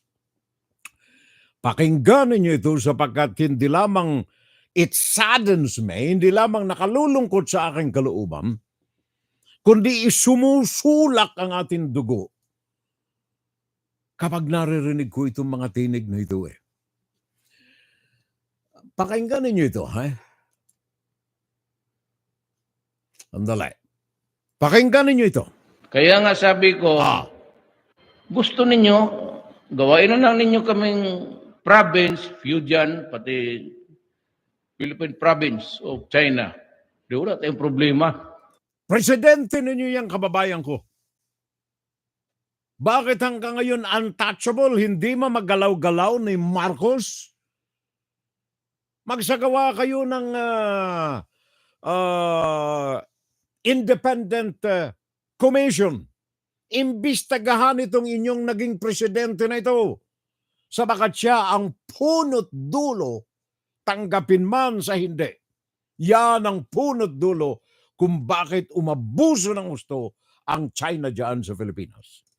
Not only sa West Philippine Sea, naandyan sila sa mainland, sa loob mismo ng sosyudad, sa loob mismo ng lipunan ng mga Pilipino. Ang mga miyembro ng Chinese Communist Party. Marami tayong mga traidor. Marami tayong mga komunista riyan. Ano ang sabi ni dating Associate Justice Antonio Carpio tungkol dito sa issue na ito ng inyong dating presidente? Yung ginawa ni Duterte yan, lumabas na yung Arbitral Award kasi July 12, 2016 naging presidente siya June, noon of June of 2016. So may Arbitral Award na. Ang sinabi ng Arbitral Award, yung Ayungin Shoal, part of the EEZ, Exclusive Economic Zone of the Philippines. So dapat hindi na sila pumayag. Kasi pag part ng EEZ natin, we have the sole right to put up a structure there. Ang nangyari, pumayag tayo na we will not do anything. That's against our right as the coastal state, as jurisdiction over the EEZ. No? Kasi sabi ng tribunal, yung Ayungin Shoal, EEZ ng Pilipinas yan. That means we can put up a structure there. In fact, tayo lang pwede maglagay ng structure. Pumayag yung Duterte administration na wala nang gagawin. Papadala ng pagkain at tubig lang. Yung lifespan ng Sierra Madre, numbered na. No? The days of the Sierra Madre would be numbered kasi talagang pasira ng yung structure. Yan ang tinig ni dating Associate Justice Antonio Carpio. Siya na lamang ang tinig na naririnig ko na sumasalungat dito sa mga ginawa ni Rodrigo Duterte sa bansa. In fact, maging sa mainland China, mga kababayan, ilang mga kaibigan kong mga vloggers, sa mainland China, ano ang impresyon ng mga Chino roon na ang Pilipinas ay probinsya ng China? Na ang Scarborough Shoal, ang West Philippine Sea, hindi nila kilala. Ang kilala ng mga mamamayan, ordinaryong mamamayan ng mainland China, na ang West Philippine Sea non-existent. Ang tawag nila riyan ay East China Sea. Ang karagatan na yan ay sakop nila. Hindi ng kung sino man. Sakop nila ang East China Sea. In fact, isang kaibigan natin, ang pinayagan tayong kunin ang voice clip ng ginawa niyang mga hidden interviews nakatago na pagpanayam sa ilang mga mangingisda sa Hainan. Hainan, isa itong malaking island ng China, diyan sa east coast ng mainland China. Ano ang nakuhang impormasyon ng kaibigan natin diyan sa mainland China? Ordinaryong mangingisda, ang tingin nila, kanila ito. Hanggang sa Pilipinas ang kanilang pagmamay-ari. Pakinggan ninyo ito. Is to establish a presence in every part of the sea using tourists, soldiers and fishermen. We travel to Hainan, a major port in southern China. There are thousands of boats with red Chinese flags. These fishermen confirm they can sail more than 1,000 kilometers from the Chinese coast. Are those areas offshore? No, they're not so far away, close to the Philippines. Philippines? Oh, it doesn't belong to China? Of course it belongs to China. It is Chinese territory, not the Philippines. We meet a veteran fisherman. Nakita ninyo, it belongs to China. The Philippines is a Chinese territory. Ordinaryong mangingisda ng China sa Hainan.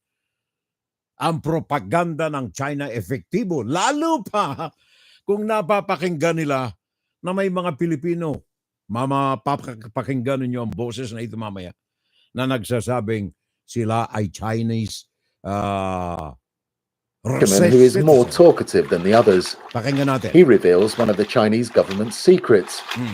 If you see boats occupying positions on the routes and they're not fishing, that means they're getting money from the country. He says some Chinese fishermen don't even fish. They're recruited for political reasons to effectively occupy strategic waters claimed by China. You take your boats into the open sea to occupy a certain location. You come back once a month and you receive a monthly salary. Mga militias. A captain gets 1,300 to 1,500 euros. For crew, it's 750 to 900 euros. They're not really fishing boats. They're sent there to perform certain tasks on the orders of the government. The Coast Guard accompanies them and helps them occupy their spot in the sea. The government in Manila has accused them of operating in Philippine waters. Does the Coast Guard help you if you have problems with foreign ships? Coast Guards who are bold enough will try to smash their boats, but those who are reluctant will stay away. These militia, funded by the Chinese authorities, have been implicated in several incidents at sea. Pakinggan ninyo. Mga milisya, 1,500 euros. Buwan-buwan. Uuwi sila sa Hainan, kukolekta ng pera, balik uli. Diyan sa West Philippine Sea. Sila ang mga milisya ng PLA. Ang impresyon ng mga Chinese dun sa Hainan at mainland China, ang Pilipinas, ang East China Sea, kanila yun eh.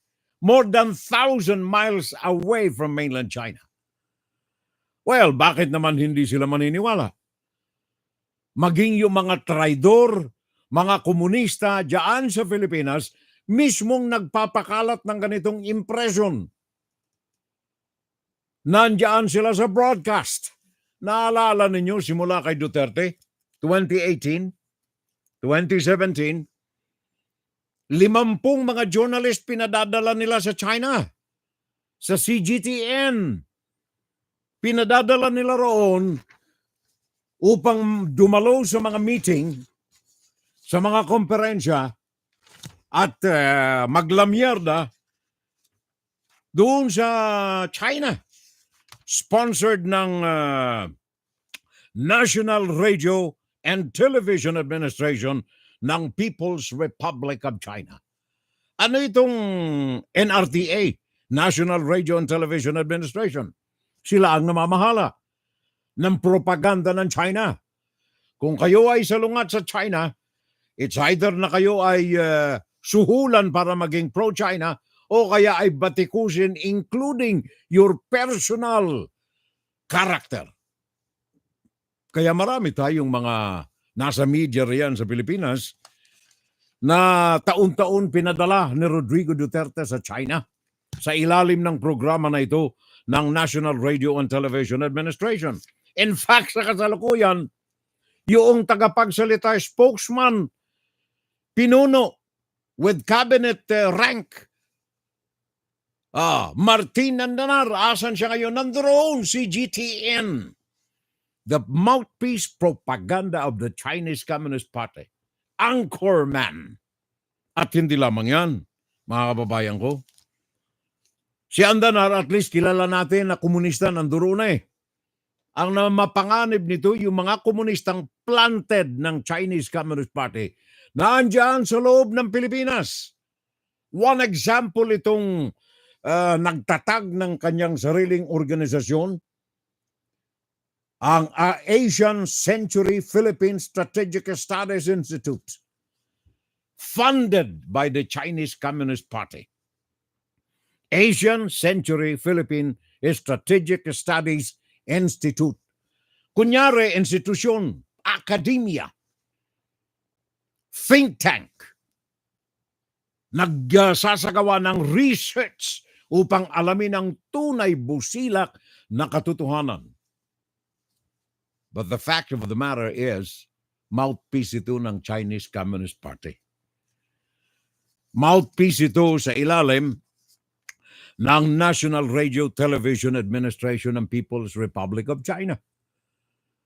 Sino ang nag-organisa nito? Ang tawag ninyo sa kanya diyan ay Kamentong eh. Kamentong, ang pangalan nito ay Herman Tiu Laurel. Periodista, dating periodista ng Daily Tribune, may programa sa government television station. I don't know kung naandyan pa ngayon, pero meron pa rin siyang programa. Siya ang madalas din na kasama doon sa Kamuning bakery or something. Mouthpiece din ito ng Chinese Communist Party. At the other day lamang, mga kababayan ko, the other day lamang, I think Huwebes yun, kung ako'y hindi nagkakamali. No, 401. Abril 1. Ito lamang na taon na ito. Isa siya sa 4 na mga guests sa Chinese Propaganda Network, ang CGTN. Isa siya sa mga pangunahing guests. Bali 4 sila, puro pro-communist, except for the American professor. Yung professor na Amerikano, idinepensa ang Pilipinas. Base sa mga records ng International Court, base sa mga record ng mga international law, ang Pilipinas ang legal na dapat may mag-ari sa mga produkto ng West Philippine Sea. Matindi itong sinalungat ni Herman Tiu Laurel. Isang Pilipinong citizen. Alam mo, dapat itong mama na ito, dapat suyurin ito ng National Security Council. Dapat suyurin din ito ng Department of Foreign Affairs. Dapat suyurin ito ng Immigration Office. Hindi tunay na Filipino itong si Herman Tiu Laurel. Pero ito ay galamay ng Chinese Communist. Pakinggan natin, mga kababayan ko, kung hindi sumulak ang dugo ninyo. Kapiraso lamang ito ng mga sinabi niya, tinura niya, laban sa Pilipinas sa issue ng kung bakit may hidwaan ang China at saka ang Pilipinas. Herman Tiu Laurel. What happened after February 2023 was almost weekly incidents. This was deliberate and a strategy of the Americans, as I said, what they called assertive transparency, which is to create a situation using provocations from the Philippine Coast Guard. Nakita ninyo? Hindi China ang may provocation dito sa mga bungguan na ito, sa mga fire hosing na ito ng mga Pilipino. Amerika ang may gawa nito. Hindi China. Sabi nitong pro-China propagandist na ito, Herman Tiu Laurel. Pakinggan natin. It is very clear it is a strategy of the Americans to provoke tension and conflict in Asia. When BBM, Bongbong Marcos, started approving all these military bases. This is part of the Asia Pivot which has been in the works for the past decade and a half. So this is a strategic move of the U.S. Now, as I said, we are thankful China is employing non-lethal means in controlling the situation. So salamat China, at bomba lang ang ginamit ninyo. Thank you. Salamat. Sabi ni Herman Tiu Laurel. Salamat China. Thank you. Salamat, masyado kang kalmado sa gitna ng pang-uungos ng Amerika. Kalmado ka lang. Herman Tiu Laurel. And that is possible because of its size, but the Philippines and the US are trying to use this victim card. Nakita na ninyo? Yung Pilipinas pa. Sang Pilipinas ang may problema. Para kayong gusto ninyong palabasin na kayo nakakaawa ng husto sapagat maliit kayo, higante ang kalaban ninyo. Nagmamakaawa kayong bigyan ng sempatiya ang Pilipinas. Sabagat maliit, kayo may kasalanan na, kayo ang aggressor, kayo ang mga nag-i-instigate ng gulo diyan sa West Philippine Sea. Sa liit ninyong yan, ang yabang ninyo. Herman Tiu Laurel. How the Philippines, a small David versus the giant Goliath. No, China has been using very peaceful means, and the malice is really coming from the Bongbong government. Nako, kita na ninyo. Ang problema nito, kayo kasi ang presidente niyo si Bongbong. Kinalaban niya kasi ang China. Kaya sabi ni Herman Tiu Laurel, kayo ang may problema. Simula nang naupo si Bongbong na ipinairal ang karapatan ng karagatan ng Pilipinas, umayon doon sa naging resulta ng desisyon ng korte. Kayo ang may kasalanan. Sabi ni Herman Tiu Laurel. Even the presidential sister, the sister of Bongbong Marcos, Senator Amy Marcos, has been contradicting the president on these issues. So we are getting divided, we are getting distracted from economic development. Investments are coming down to zero now. They're expecting the Americans to come in, but the recent trade mission did not deliver anything. Nakita na ninyo. So ang Pilipinas sa mata ni Herman Tiu Laurel, ang Pilipinas, kaagapay ang Amerika, ang gumagawa ng gulo diyan sa West Philippine Sea. Di ba sumusulak ang dugo ninyo riyan? Pilipino yan, kunyari. Kaya siguro busbusan natin ng mga messages ng emails ang gobyerno ni Bongbong Marcos. Iparating natin sa kanila, siguro kailangang maglinis tayo sa bakura natin. Masyado tayong pabaya sa mga malalaking mga isda na parang kalawang na wumawasak sa larangan, karangalan at pangalan ng Pilipinas. Herman Tiu Laurel. Broadcast sa CGTN, isa sa 4 na mga guests. Bawat salita noong professor from US na dumedepensa sa Pilipinas, hindi pa tapos sinasalungat niya na. Ang Pilipinas, ang Amerika, ang mga gumugulo riyan Nung panahon ni Digong walang gulo riyan. Yun ang mga pahayag nitong si Herman Tiu. Meron siyang kakutsaba, by the way, riyan. In fact, kanyang kasama kakulob sa kanyang organisasyon na kung tawagin ay, ano yung organisasyon niya? Asian Century Philippine Strategic Studies Institute. Kung pakikinggan ninyo ang pangalan, parang masyadong napakataas, ano? Para bagang binubuo ng isang tunay na mga mauutak, mga henyo. Asian Century Philippine Strategic Studies Institute. Funded by the Chinese Communist Party. Saludo sa NRTA, National Radio Television Administration of People's Republic of China. Propaganda arm of the Chinese Communist Party. Meron pa siyang kasama riyan, kaagapay niya rin. Eto, matindi professor pa man din ito eh. Matindi, de kampanilyang professor. PhD. Umaako pa ng ilang mga matataas na mga pwesto rin sa paaralan. Meron pa itong negosyo. Of course, ang mga produkto niya galing sa mainland China. At hindi lamang yan. Siya ang isa sa mga front public speaker ng Peking University sa Beijing, China.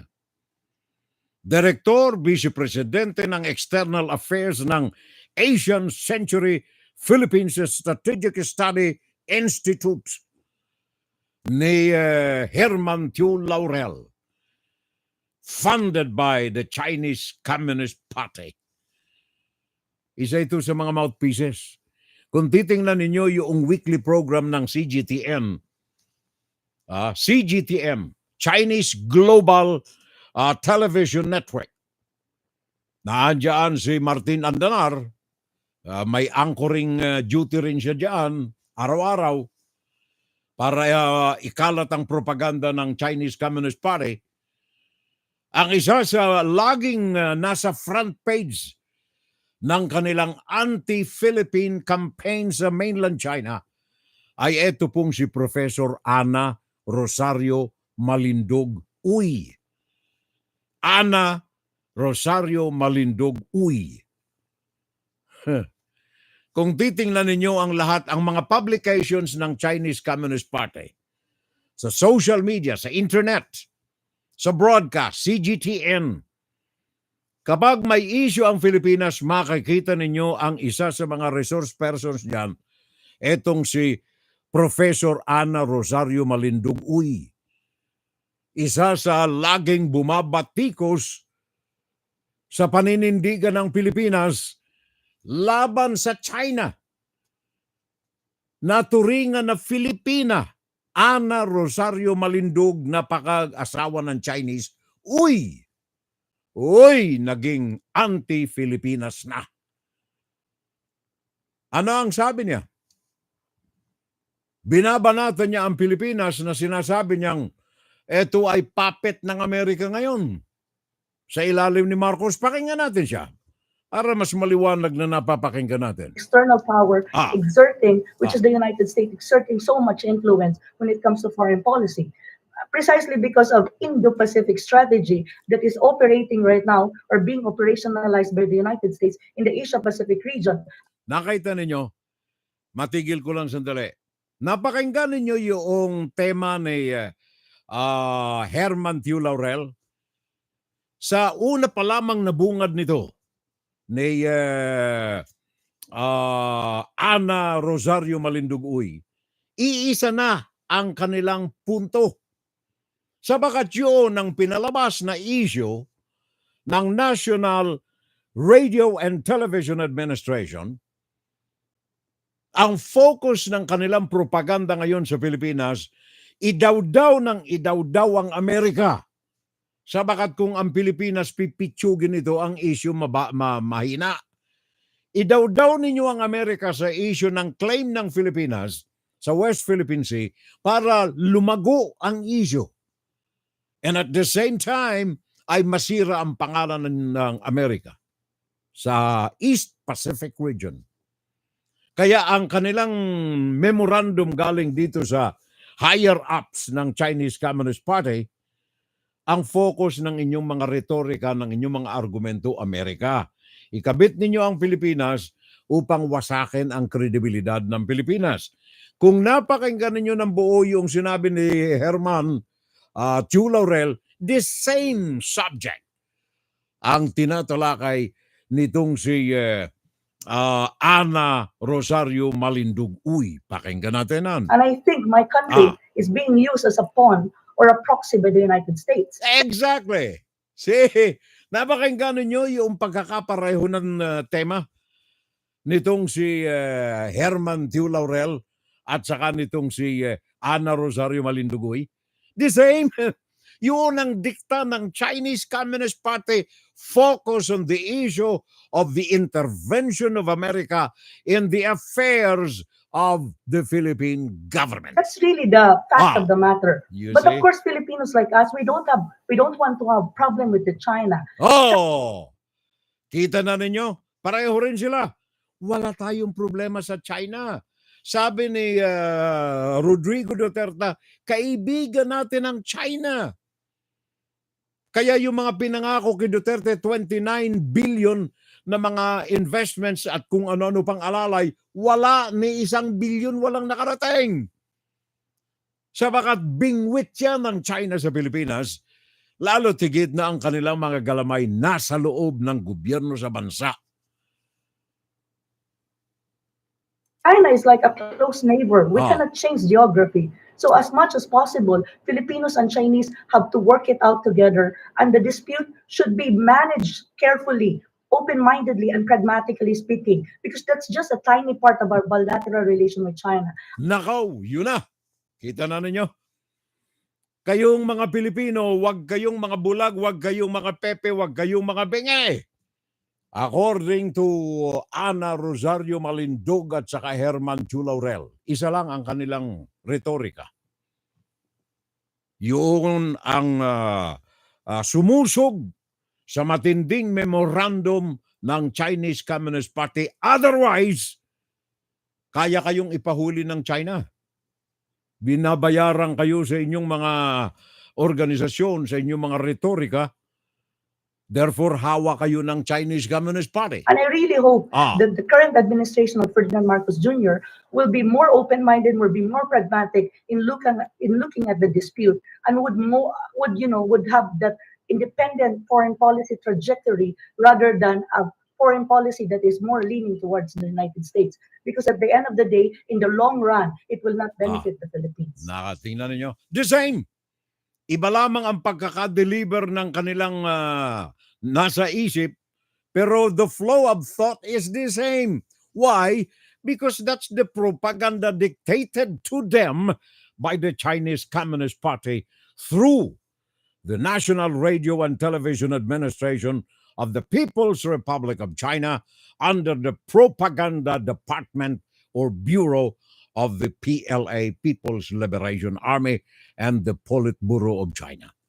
Yun ang masaklap riyan eh. Marami tayo riyan. Nasa akademya ang iba. Ang iba nasa politika. Naandyan ang mga pamilya ng Duterte.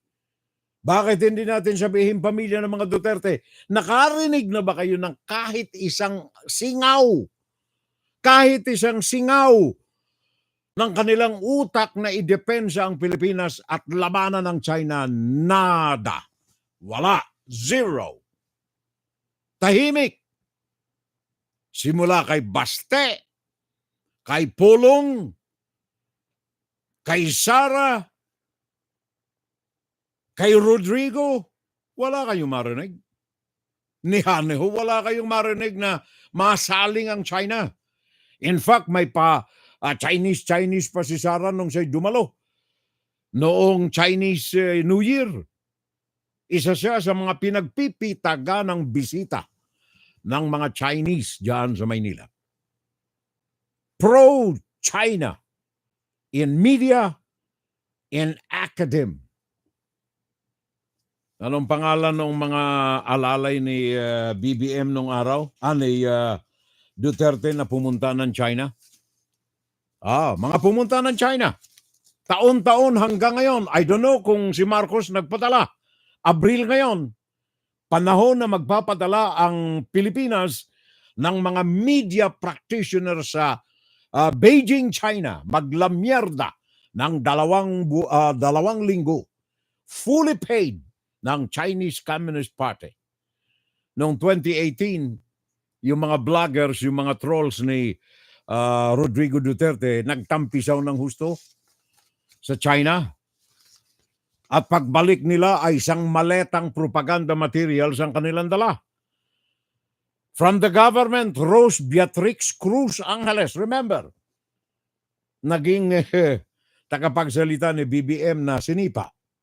Isa sa mga leader noong 2018 nang pumunta sa China ang delegasyon ng Philippine government na mga media people para i-absorb sa kanilang utak ang propaganda ng China at gamitin ito upang baguhin ang pananaw ng mga Pilipino laban sa China.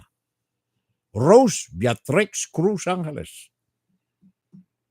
Sino pa? Sports writer Almario Marion Jr. Sino pa? General Carlo Jose Magnovilio. Journalist J. Joy Lopez. Vlogger Mark Anthony Lopez. Influencer Shaira Francisco. Pia Consuelo. Antonina Morato of Quezon City. Vlogger Attorney George Ahmed Paglinawan. Alex Anglao Destor. Marie Josel Badilla. Philippine Daily Inquirer. Jessia Ann Oplana. Davao City Information Office. Opisina ng Gobyerno. Ian Ray Garcia, Mindanao Times. Sila mga unang delegasyon noong 2018 sa China. Napagmasdan ba ninyo, napakinggan ba ninyo, nabasa ninyo kung ang kanilang retorika sa kanilang mga panulat ay pro-China pa rin hanggang ngayon? You should know. Dapat ninyong alamin kung kayo ay mga tunay na mga makabayan din. Marami tayo mga pro-Chinese propagandist, mga traitors sa bansa, sa gobyerno, sa akademya, sa media, maging sa ating industriya ng hanapbuhay sa bansa. Ano ang sabi ni Congressman Paduano? Kasalukuyang congressman sa Pilipinas ngayon. Ano ang sabi niya? Masyadong grabe ang binibigay nating importansya at nagpapatianod tayo sa pera nitong mga komunistang nandiyan sa Pilipinas. In fact, ang isa sa mga paraan ng pagpasok nila sa Pilipinas, mga able-bodied PLAs, People's Liberation Army, diyan sa Pilipinas. Naandyan sila sa mga exclusive exclusive subdivisions sa Pasay, diyan sa Makati, diyan sa Parañaque. Naandyan sila. Exclusive subdivisions. Pagpunta ka lamang ng Naya, galing ka ng Parañaque, noong kami pauwi rito one time in 2019, sabi nung aming driver ng Uber, Sir, yan ho, yung mga van na yan, yung high ace ng Toyota na mga puti. Sunod-sunod sila, kasabay namin eh. Galing kami ng Parañaque, papunta ng Terminal 3. Umiikot kami sa itaas. May katapat kaming tatlong mga van high ace puti. Sabi nung driver nung sinasakyan namin, Sir, yun hong tatlong yan na tinted masyado. Yan ho, 100% mga Chinese ho ang nasa loob niyan. Basta ho, ganyang galing ho sila sa multinational, sa Parañaque. Yan ho ang kanilang exclusive na subdivision riyan. Meron ho silang firing range dyan sa multinational. Meron silang exclusive club na hindi pwede ang mga Pilipinong sumama. Sila po ay tinatransport diyan dito. Araw-araw ho yan. Daan-daan ho ang kanilang mga pag-aari niya ng mga puting mga van high ace. Tapos nung lumiko kami, tinuro niya yung tatlong high-rise doon sa Maymia. Yan hong mga high-rise na condo 100% po mga Chinese ang nakatira riyan. Di ka ho makapapasok dyan, sisitahin ka ng guard kung ikaw ay Pilipino. Exclusive sa mga Chinese. Kaya ano ang sabi ni Congressman Stephen Paduano? Ito'y nung nakalipas na Pebrero lamang, Febrero 12. Sabi ni Paduano, ang mga Chinese na ito nakapasok ng Pilipinas illegal. Pero nakakuha sila ng mga passports na genuine na mga Pilipino sila. Nakakuha sila ng mga driver license. genuine na mga Pilipino. Kung walang kakutsaba ito sa gobyerno, paano nila nakuha itong mga ito? Genuine na passport, Philippine passport. Genuine na mga drivers, Filipino drivers. Kung walang kakutsaba ang gobyerno, bakit? Sabagat may mga komunista, may mga traidor sa ating pamahalaan. Pakinggan natin ang expose nito ni Congressman Stephen Paduano. The issue here is about Pogo. In my committee, isang bayan ang umamipon.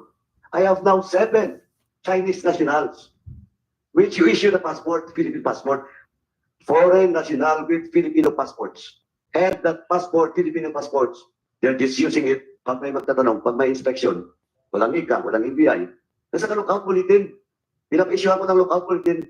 These 7, and alam mo ma'am, and that 7 only resides in just one municipality. Eh, may kasunod pa yung marami pa. Just take this opportunity for the DFA to be aware of this. Ang daming mga Chinese national applying for passports with fake visa, with fake driver's license.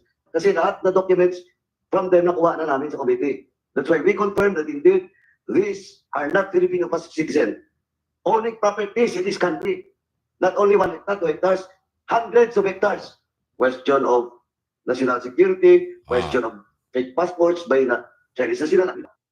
Kita mo?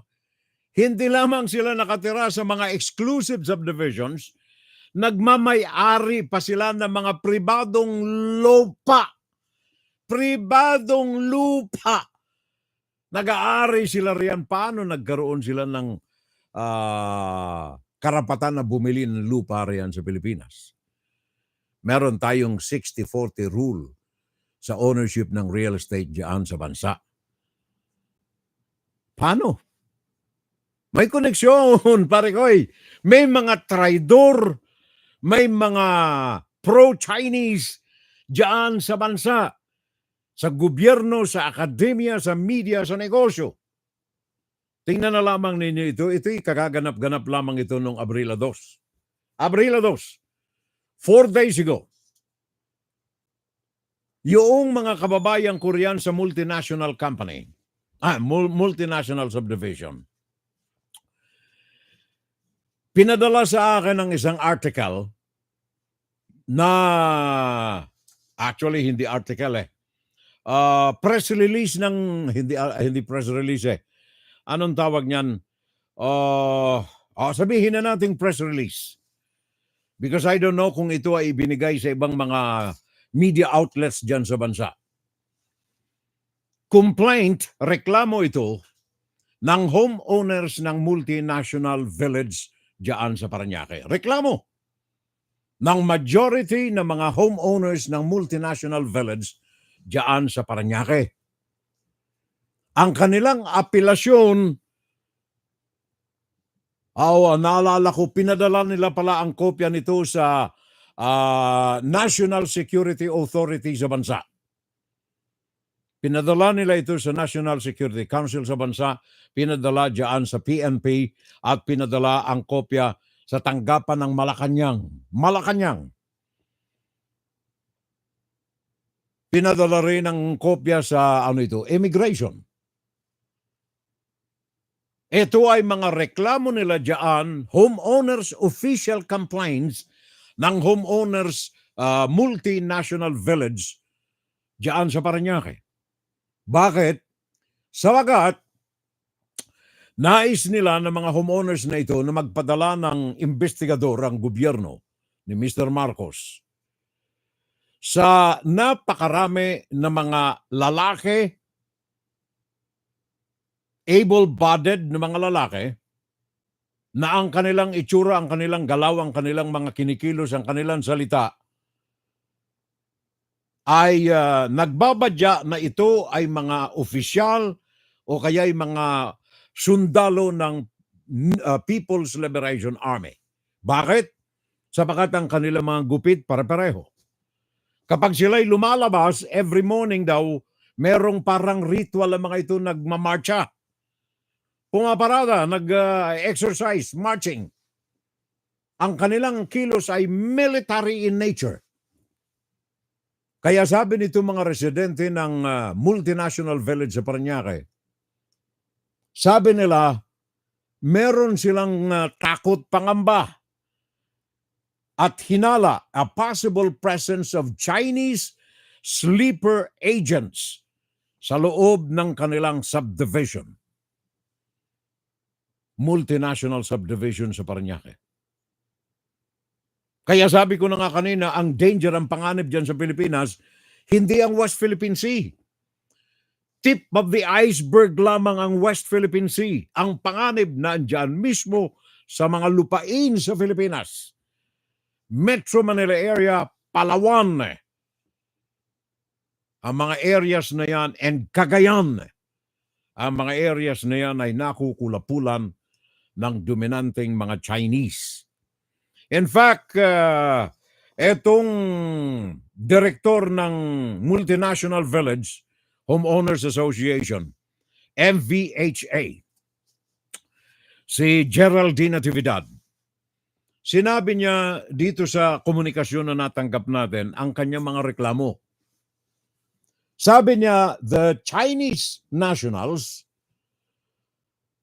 purportedly employed by non-specific Philippine offshore gaming operation or operators. Hindi niya sinabi kung anong partikular na pogo. Sabi niya, numbering in thousands, libo, nakatira dyan sa kanilang subdivision. Libo. In fact, ayon sa kanya, ayon dito kay Geraldine Natividad, masaklap na kaming mga lehitimong original na mga homeowners dito, subservient na kami. Itong mga Chinese ay nag-take over na sa kanilang subdivisions. Multinational subdivision. Ang mga pogo, yan ang kanilang identity na sinasabi, sabi ni Geraldine, mga empleyado, official sila ng pogo. Ang problema, yung mga ito ay diyaan namumugad sa loob ng multinational company. Ang kanilang mga van, mga puti, high ace din. Remember yung sinabi ko kanina? 200 everyday na mga high ace, 800 I should say. 800 high ace everyday ang nakaparada, pumapasok, lumalabas sa kanilang subdivision. Lahat ng ito ay nakakuha ng subdivision sticker. Diyan kasi sa multinational, maging nung kami nandiyan pa, nung ginagawa pa lamang itong multinational company na ito during the 80s. Diyan ako nagdadaan madalas papunta ng trabaho. Shortcut eh. Nung araw, may mga guards na at saka nag-i-issue na sila ng sticker ng subdivision. Until na mabuo yung Homeowners Association, hindi ka pwedeng dumaan dyan na hindi ka homeowner. More so these days, lahat ng homeowners may sticker kasi exclusive ang multinational village dyan sa Parañaque. Ang tanong ngayon nitong mga homeowners ni Geraldine at iba pa, paano nakakuha itong mga foreigners na ito? 800 na mga high ace araw-araw. Pumapasok, lumalabas dyan. Ang masaklapan ito, yung kanilang city garden. Yung kanilang pinagkakaipunan, kumbaga parke, sa loob ng multinational village, hindi na nila magamit ng mga ordinaryong mga homeowners ng multinational village sapagat ito'y akupado na, populated morning, noon, afternoon, and evening ng mga Chinese at exclusive na sila na gumagamit nito. Reklamo ito ng mga miyembro opisyal ng multinational village diyan sa Parañaque. Sabi niya pa, sabi ni Geraldine, ako'y nababahala sa bakat ng mga itsura ng mga ito, pati sa haircut, sa kilos, ay kilos sundalo. Hindi lamang yan. Every morning, they will fall in line. Hilera. Parang paparada ka. They will fall in line, military formation. And then magmamarcha sila sa palibot ng subdivision in black athletic attire. Walang ibang kulay. Itim na itim ang kanilang suot. Uniformado. Every morning, paparada ang mga ito iikot sa subdivision. Kaya sabi niya, you can tell from the way they carry themselves that they have a high level of military discipline. Sabi ni Geraldine. Ito ay sinangayunan din ni Raimundo Sian. Sabi niya, etong mga Chinese na ito simulang pumasok sa village nila noong panahon ni Rodrigo Duterte. From 2017, unti-unti na sinalakay ng mga Chinese na ito, karamihan mga lalaki, single, ang multinational village. Duterte administration. Sabi nga nitong si Raimundo, golden age ito nila ng mga Chinese na ito sa multinational sapagat parang tsunami na dumagsa ang mga Chinese na ito sa loob ng multinational village. Hindi lamang yan, liban pa sa pagiging majority tintong mga ito, umabuso na. Nakakuha sila ng mga stickers na lehitimo para sa 800 na mga high A's na pumapasok, lumalabas sa multinational company village every day. Nakakuha sila ng maayos na driver license, legal, from LTO. Hindi lamang yan, abusado sila. Kapag daw nagmamarcha itong mga Chinese na ito sa multinational village, babagta sa kalsada, hindi sila nakikialam kung may mga hilera na ng mga kotse ng lehitimo mga homeowners ang kanilang nahahadlangan. Nag-cross sa kalsada o kaya nagmarcha sa kalsada. Walang pake. Kahit 100 kotse na ang nakahambalang sa kalsada at hindi makadaan sapagat sila'y nagmamarcha. Sabi ni itong si Raimundo, sabi niya, physically obstructing traffic flow in the village while they are jogging in military formation, refusing to make way and forcing cars belonging to the legitimate subdivision owners to stop. Mantakin mo yan. Multinational village. At hindi lamang yan, dumumi daw ang kanilang paligid sapagat yung mga sigarilyo habang nagmamarcha mga ito, tapo na lamang kahit saan. Kaya ang tanong nito mga homeowners sa kanilang conclusion ng kanilang requests sa National Defense Council ng bansa, sa request nila kay Presidente Ferdinand Marcos Jr., ang tanong nila, ito ba ay mga inosenteng empleyado lamang ng Pogo? Gaano sila kadami sa Pilipinas na mga illegal na naging legal sa umagitan ng illegal na paraan? Kailan mabibigyan sila ng peace of mind sa loob ng multinational village? Yan ho ang reklamo ng mga homeowners na yan.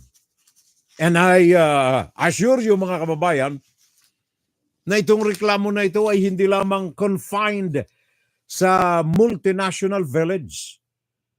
Maraming mga condominium riyan. Nabanggit ko na ito several times in the past. Yung Pogo Center, diyan sa Cavite, na ibinenta ng mga rimulya sa mga Chinese investors. Naging exclusive yung kanyang island diyan sa Cavite. Exclusive. Pagpasok mo, 2 ang gates na mapasukan mo riyan. Dinaanan ko ito one time nung nandiyan kami. high-powered Armalite sa mga armas ng mga security guard sa mga gates papunta sa village ng Pogo diyan sa Cavite. Hindi ka makapapasok riyan nang wala kang ID at walang mga appointment sa iyo. Exclusive. Nababantayan ito ng naglalakihang gusali sa harapan ng sa tabi ng mga gates. Exclusive. Kagaya ng sinabi ng Uber driver sa amin diyan sa tapat ng Manila International Airport. Ang mga high-rise diyan ay exclusive na akupado ng mga pure-blooded Chinese. Pagpasok mo ang security guard armado, hindi ka makakasilip sa loob ng kanilang mga compound, sa kanilang mga condominium. Masaklap nito, sabi ko na nga kanina, and finally, etong mga kababayan natin riyan, because of money, particularly ang mga vloggers natin, ibinebenta 30 pisita ang karangalan, ang kalayaan ng mga Pilipino sa kamay ng mga Chinese na ito na nagkukunwari ng mga miyembro ng Pogo pero mga miyembro ng PLA. Naalala ninyo si Katrina Enrile, anak ni Juan Ponce Enrile. Sa kanyang talumpati roon sa Cagayan, anong sinabi niya? Mga vloggers natin, including Martin Andanar, kumikita ng malaki sa pera ng Chinese Communist Party. I just found out also that Martin Andanar is not based here. He is now based in Beijing. He is the one funding all this disinformation, like Maharlika, Texas, like all these others. They're not doing this out of love of country. They're doing this because they're getting paid. You want to continue to listen to their rants? Go ahead. But I'm just telling you, they're being paid from China. When another country is trying to control even the narrative that is going to be brainwashing everybody here, we are in deep trouble. We are easily fooled. We like to always go with the underdog. But who is really the underdog? Try your best to broaden your mind and think about it. It's usually the people in power. Sila parating binabato, di ba? There was never a president here that was truly loved. Being on the top, isang mali mo lang, upunahin. Pero lahat ng magandang ginawa mo, kinakalimutan. Yan ang dinig ni Katrina Enrile. Mga kababayan, dyan natin tinatapos ang ikalawang bahagi ng ating Fun Saturday Live.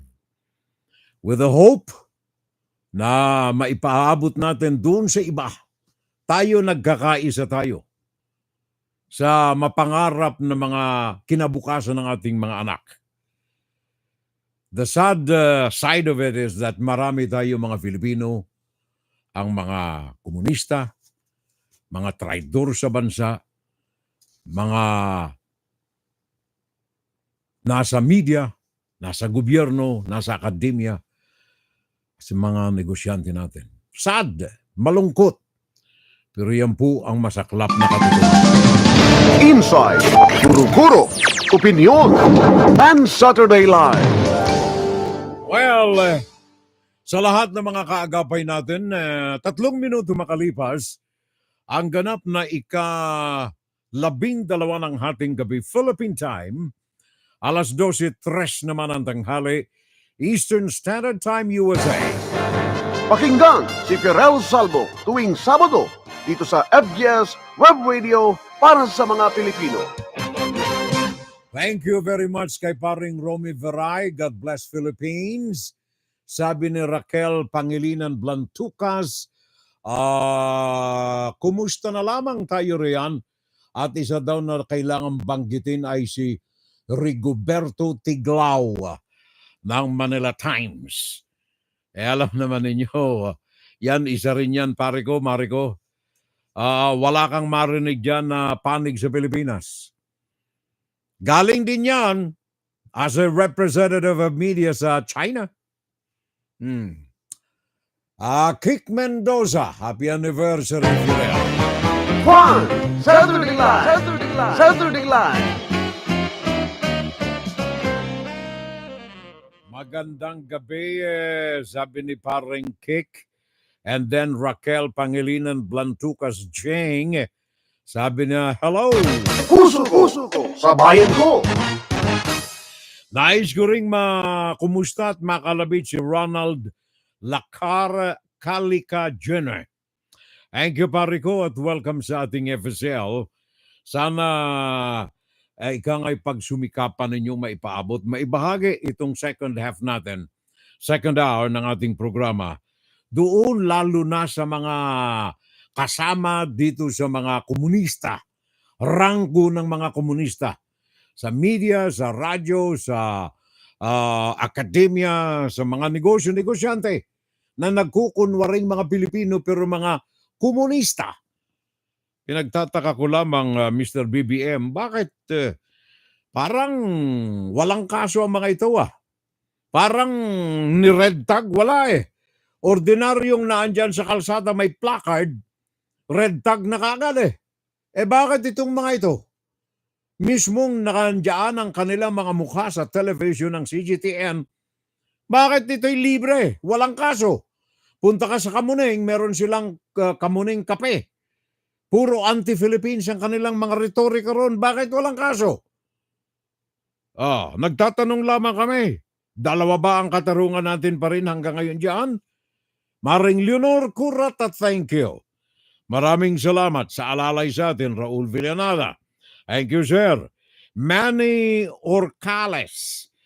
Pare kong Manny, thank you Welcome sa ating FSL. Sana join us every Saturday sa ating programa live. Manny Orcales. And then Jeffrey Espinaciao, nandiyan ang pare natin. Ang aking kapatid, si Ate Nens, hindi nawawala. Umaalalay sa kanyang bunsong kapatid, si Ate Nens. We are watching, Furel. Love and regards to everyone in the family. Sabi ni Ate Nens. Carlos Vallejo Season. Thank you, sir. Maraming salamat. At welcome sa ating FSL. Sana manatiling na andiyan kayo. Paring Nestor Enriquez. Ito, dating US Navy ito Pilipino. Retirado sa US Navy. Nestor Enriquez Parekoy. Thank you. At sana ugaliin mong makinig sa atin. Kung hindi mo napakinggan ang kabuuan itong ating Fun Saturday Live, Insights, second hour, balikan mo pare ko pagkatapos. Paglimi-limihin mo ang mga tinuran ko rito. Sabagat alam kong busilak ang pagmamahal mo sa Pilipinas. You served with the US Navy and you serve in our country.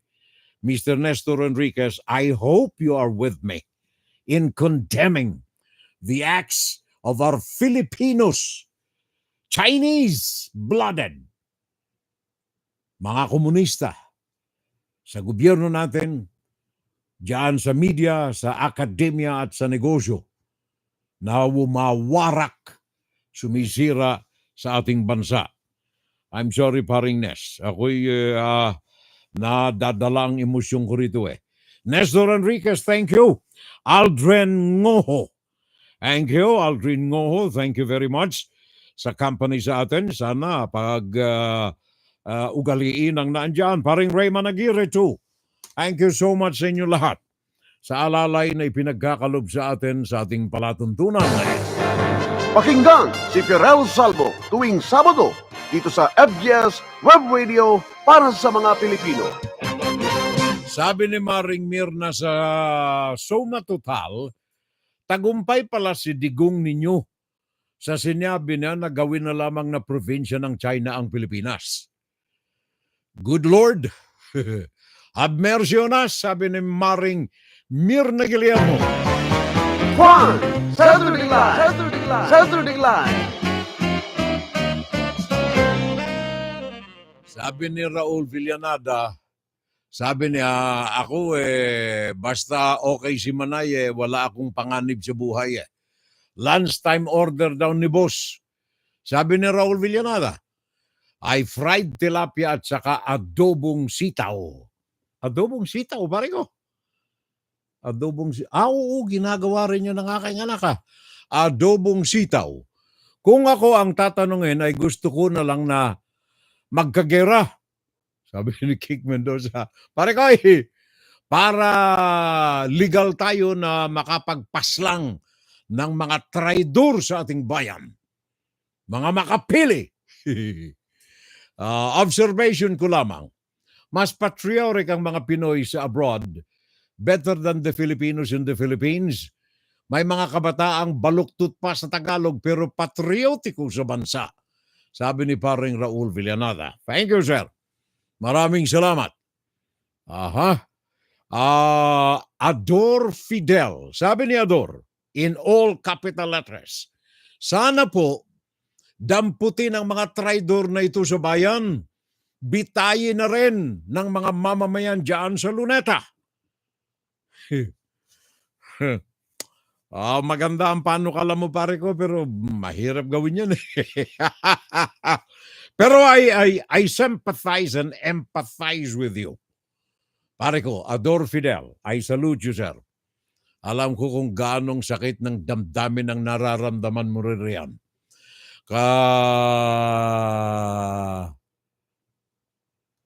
Kanina pa ate. May ate si paring Nick Mendoza. Kanina pa ate Simula pa lang dito na ako Hindi ko kasi pinalalampas ang programa ni Fiorelle.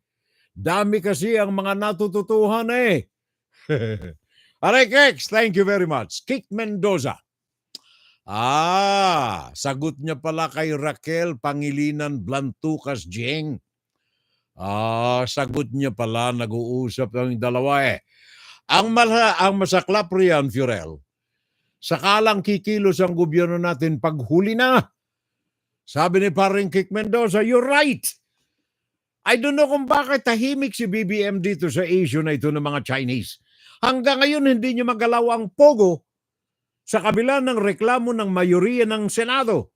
Marami rin sa Kongreso, kahit na mga ito'y uto-uto ni Rodrigo Duterte.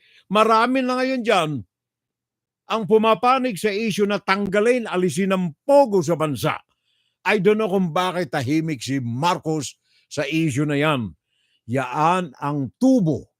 Yaan ang daluyan, yan ang kalsada ng mga PLAs na makapasok ng bansa at maging kunyari ay mga miyembro, opisyal, empleyado ng Pogo.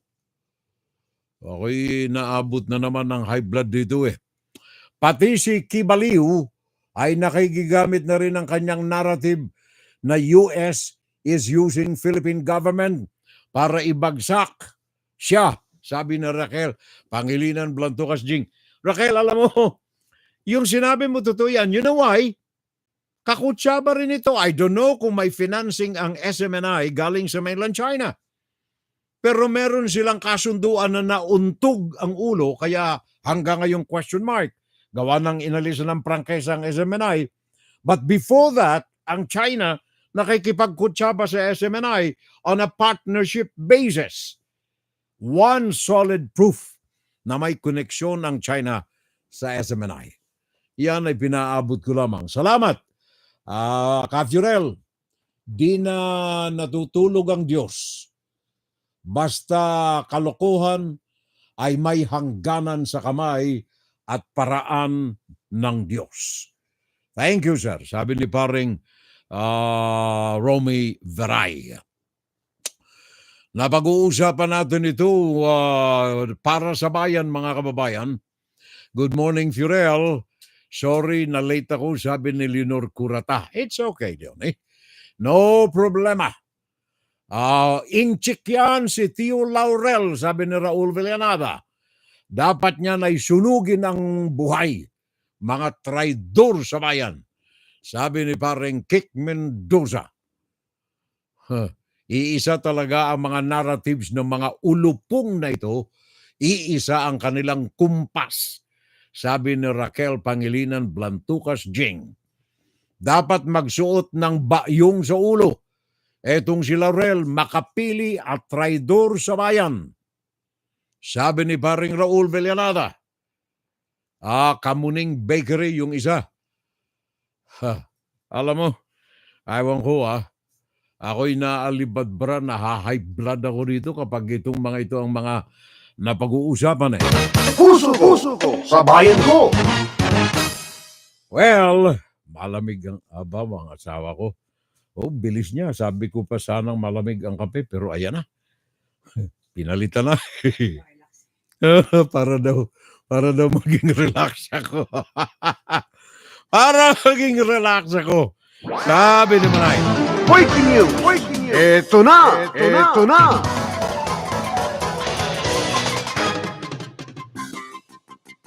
Thank you, Neng. Talagang na-high blood na kasi ako eh. Kaya ibaling muna natin ang ating pananaw dito sa ibang mga issues na ating kinakaharap ngayon, especially dito po sa Amerika ngayon sa amin, dito sa East Coast. Kanina sa bungad ng ating programa ay nabanggit natin na may lindol kami rito. 35 taon na kami rito sa Amerika. Ngayon lamang ako nakadama ng sunod-sunod na lindol dito sa East Coast eh. Kung kayo'y nakatira sa California area o sa West Coast ng Amerika, ordinaryo ang lindol doon eh. Ordinaryo. In fact, simula nung kami nandirito, sandamakmak na ang lindol na naganap dyan sa California or West USA. Pero dito sa amin, kahapon lamang, alas 10:23 ng umaga kahapon, kausap ko yung aking anak. Tapos bigla akong nakadama ng parang umuuga at saka parang may helicopter na nakadapo sa bubong namin eh. Ganyang kalakas ang ingay Parang helicopter na nakadapo sa bubong namin eh. Alas 10:23 ng umaga kahapon. Magnitude 4.8. 4.8. At dito ay nakita ang sentro nito sa Chusbury Township sa Hunterdon. Malapit ito sa Lebanon, dito sa gawing kanluran ng New Jersey. Yan ay kahapon Friday. And then alas 6 naman ng gabi, habang ako ay naghahanda ng mga gagamitin natin ngayon dito sa broadcast, yung manig na naman. Although mababa ng konti. Halos hindi mo madama. First time, pakinggan natin si Aaron Katursky ng ABC News. Meron siyang report. Ito ay noong kaganap-ganap lamang. Kumbaga, summary ng mga reports na nakalap niya kagabi. Ilang oras pagkatapos ng unang yanig sa amin ng lindol at 10:23 in the morning Friday. Pakinggan natin si Aaron. Hi, I'm Diamond Seda. We have breaking news. The New York tri-state area just experienced a 4.8 earthquake coming out of western New Jersey, about 50 miles outside of New York City. Our senior investigative reporter, Aaron Katursky, joins me now. Aaron, we actually felt this in the studio while on the air. What are you learning about this? It was a 4.8 magnitude earthquake that was centered, according to the U.S. Geological Survey, in New Jersey, about 50 miles west of New York City. But it was felt all over the tri-state, several seconds of sustained shaking. There's no immediate word of potential impacts, but right now damage assessments are being done here in New York City by the police and fire departments. Con Edison, which is the provider of electricity for much of New York City, is also checking to see whether there are any reports of power outages. And a moment ago, the governor of New York, Kathy Hochul, issued a statement on social media saying that her teams are also checking. So we're still waiting to find out the severity of impact, but millions of people certainly felt this all over the tri-state area. Aaron, is there any sense of how equipped this area is for earthquakes? Well, it's not like Southern California, that's for sure. Right. That there's a lot of things that are built to certain codes here. Earthquakes generally are not one of them, but skyscrapers in Manhattan are built to withstand quite a lot. 4.8, thankfully, is not as strong as certainly it could be, but nonetheless, teams are checking because there are a lot of older structures, especially in and around New York City, that could potentially be impacted.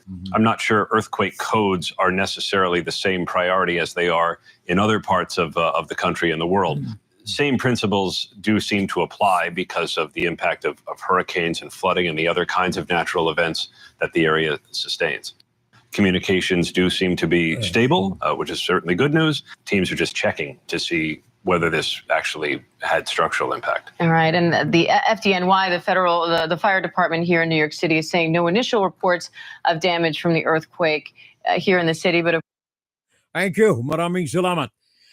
Wala hong naiulat riyan. Sa New York, sa Manhattan particularly, ay okay naman ang lahat after that earthquake.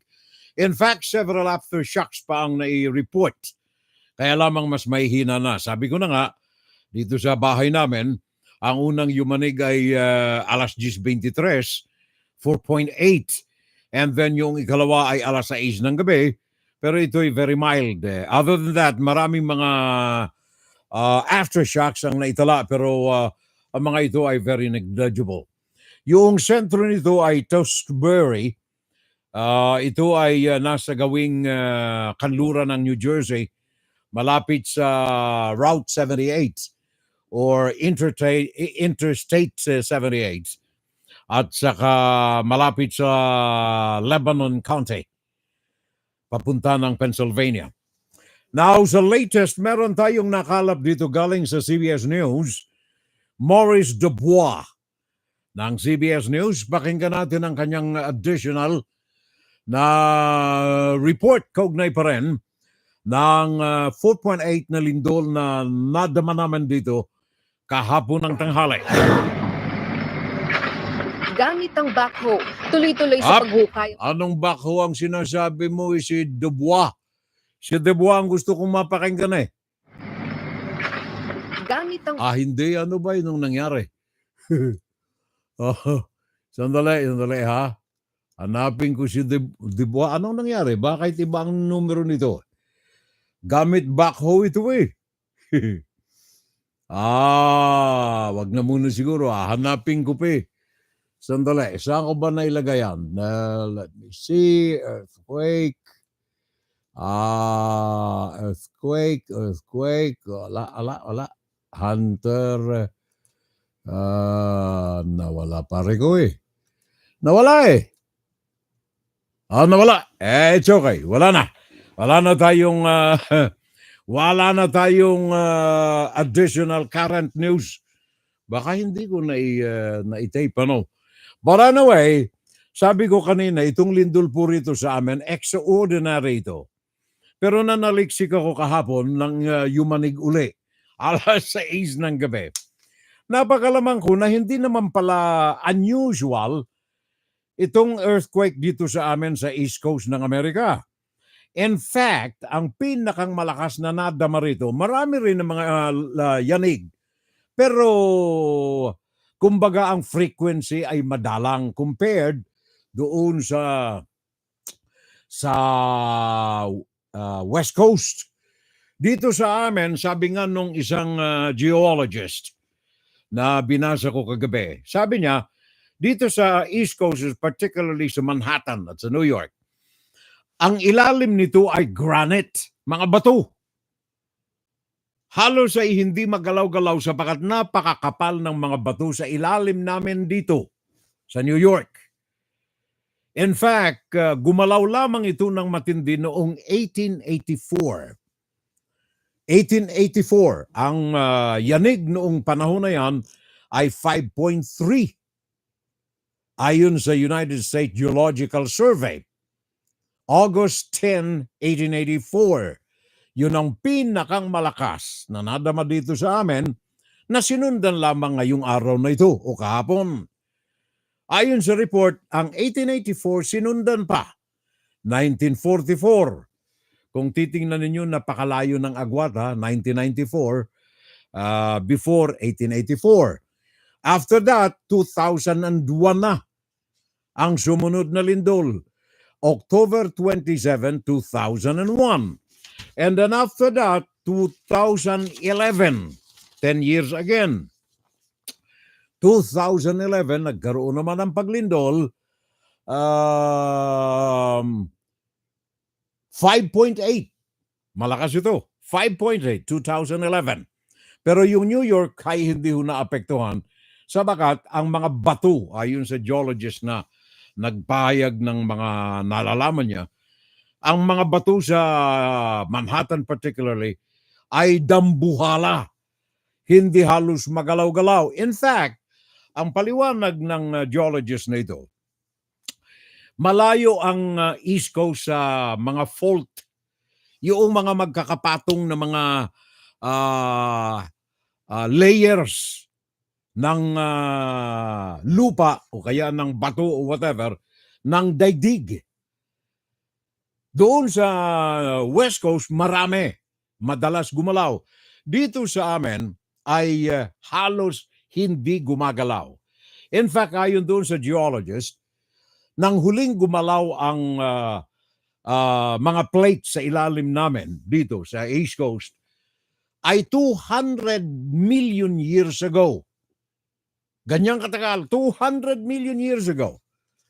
Kung ang mga lindol na nadarama namin dito sa Amerika ay hindi sa paggalaw ng plate o ng mga plato sa ilalim ng lupa namin, kundi ito ay naaapektuhan ng iba't ibang mga causes like temperatures na kung saan ay gumagalaw pero ito'y hindi dahilan sa mga plates kundi nabubunggo ng mga plates na galing sa ibang mga areas like the west coast ng Amerika. So yung kaya wala tayong problema rito. Kung may yanig-yanig man, nagulat lamang ako kahapon . Nagulat lamang ako sapagkat akala ko ang daming eroplano, ang daming helicopter na nakadapo sa aming bubong. Ngayon, dahilan dito sa earthquake na ito mga kababayan, hindi lamang napuna itong lindol dito sa Amerika, kundi nabuhay uli yung panganib ng lindol dyan sa Taiwan. Lindol sa Taiwan. Mahigit sa 10 na ang patay at I think ilan ang mga nangawawala, 100. Pero sa mga Pilipino, 10 raw ang apektado rito. Kaya lamang 4 ay medyo mga sugat-sugat lamang. Yan ay sa panig ng mga Pilipino na nakatira diyan sa Taiwan. Puso ko sa bayan ko! Sa kasalukuyan, ayon sa mga latest na mga reports na natatanggap natin sa Taiwan, ay patuloy ang mga rescue operations. May 700 mga mamamayan ng Taiwan ang stranded sa silangang bahagi ng Taiwan pagkatapos ng 7.4 magnitude earthquake na tumama sa kanila noong araw ng Miyerkules at yan ang pinakang malakas din sa kanila sa loob ng nakalipas na 25 taon. 1,000 ang mga nangasugatan, 10 ang mga namatay, hanggang sa kasalukuyan 100 na mga gusali ang nawasak diyan sa Taiwan. Meron tayong karagdagang report. Pakinggan natin itong, sandali. Ito pala. Kala ko nawala na naman. Meron tayong report. Galing ito mismo sa Taiwan. Pakinggan natin. Rescue efforts are ongoing after a deadly earthquake that shook Taiwan Wednesday morning. The 7.2 magnitude tremor centered on the East Coast had killed at least 10 people by Thursday evening.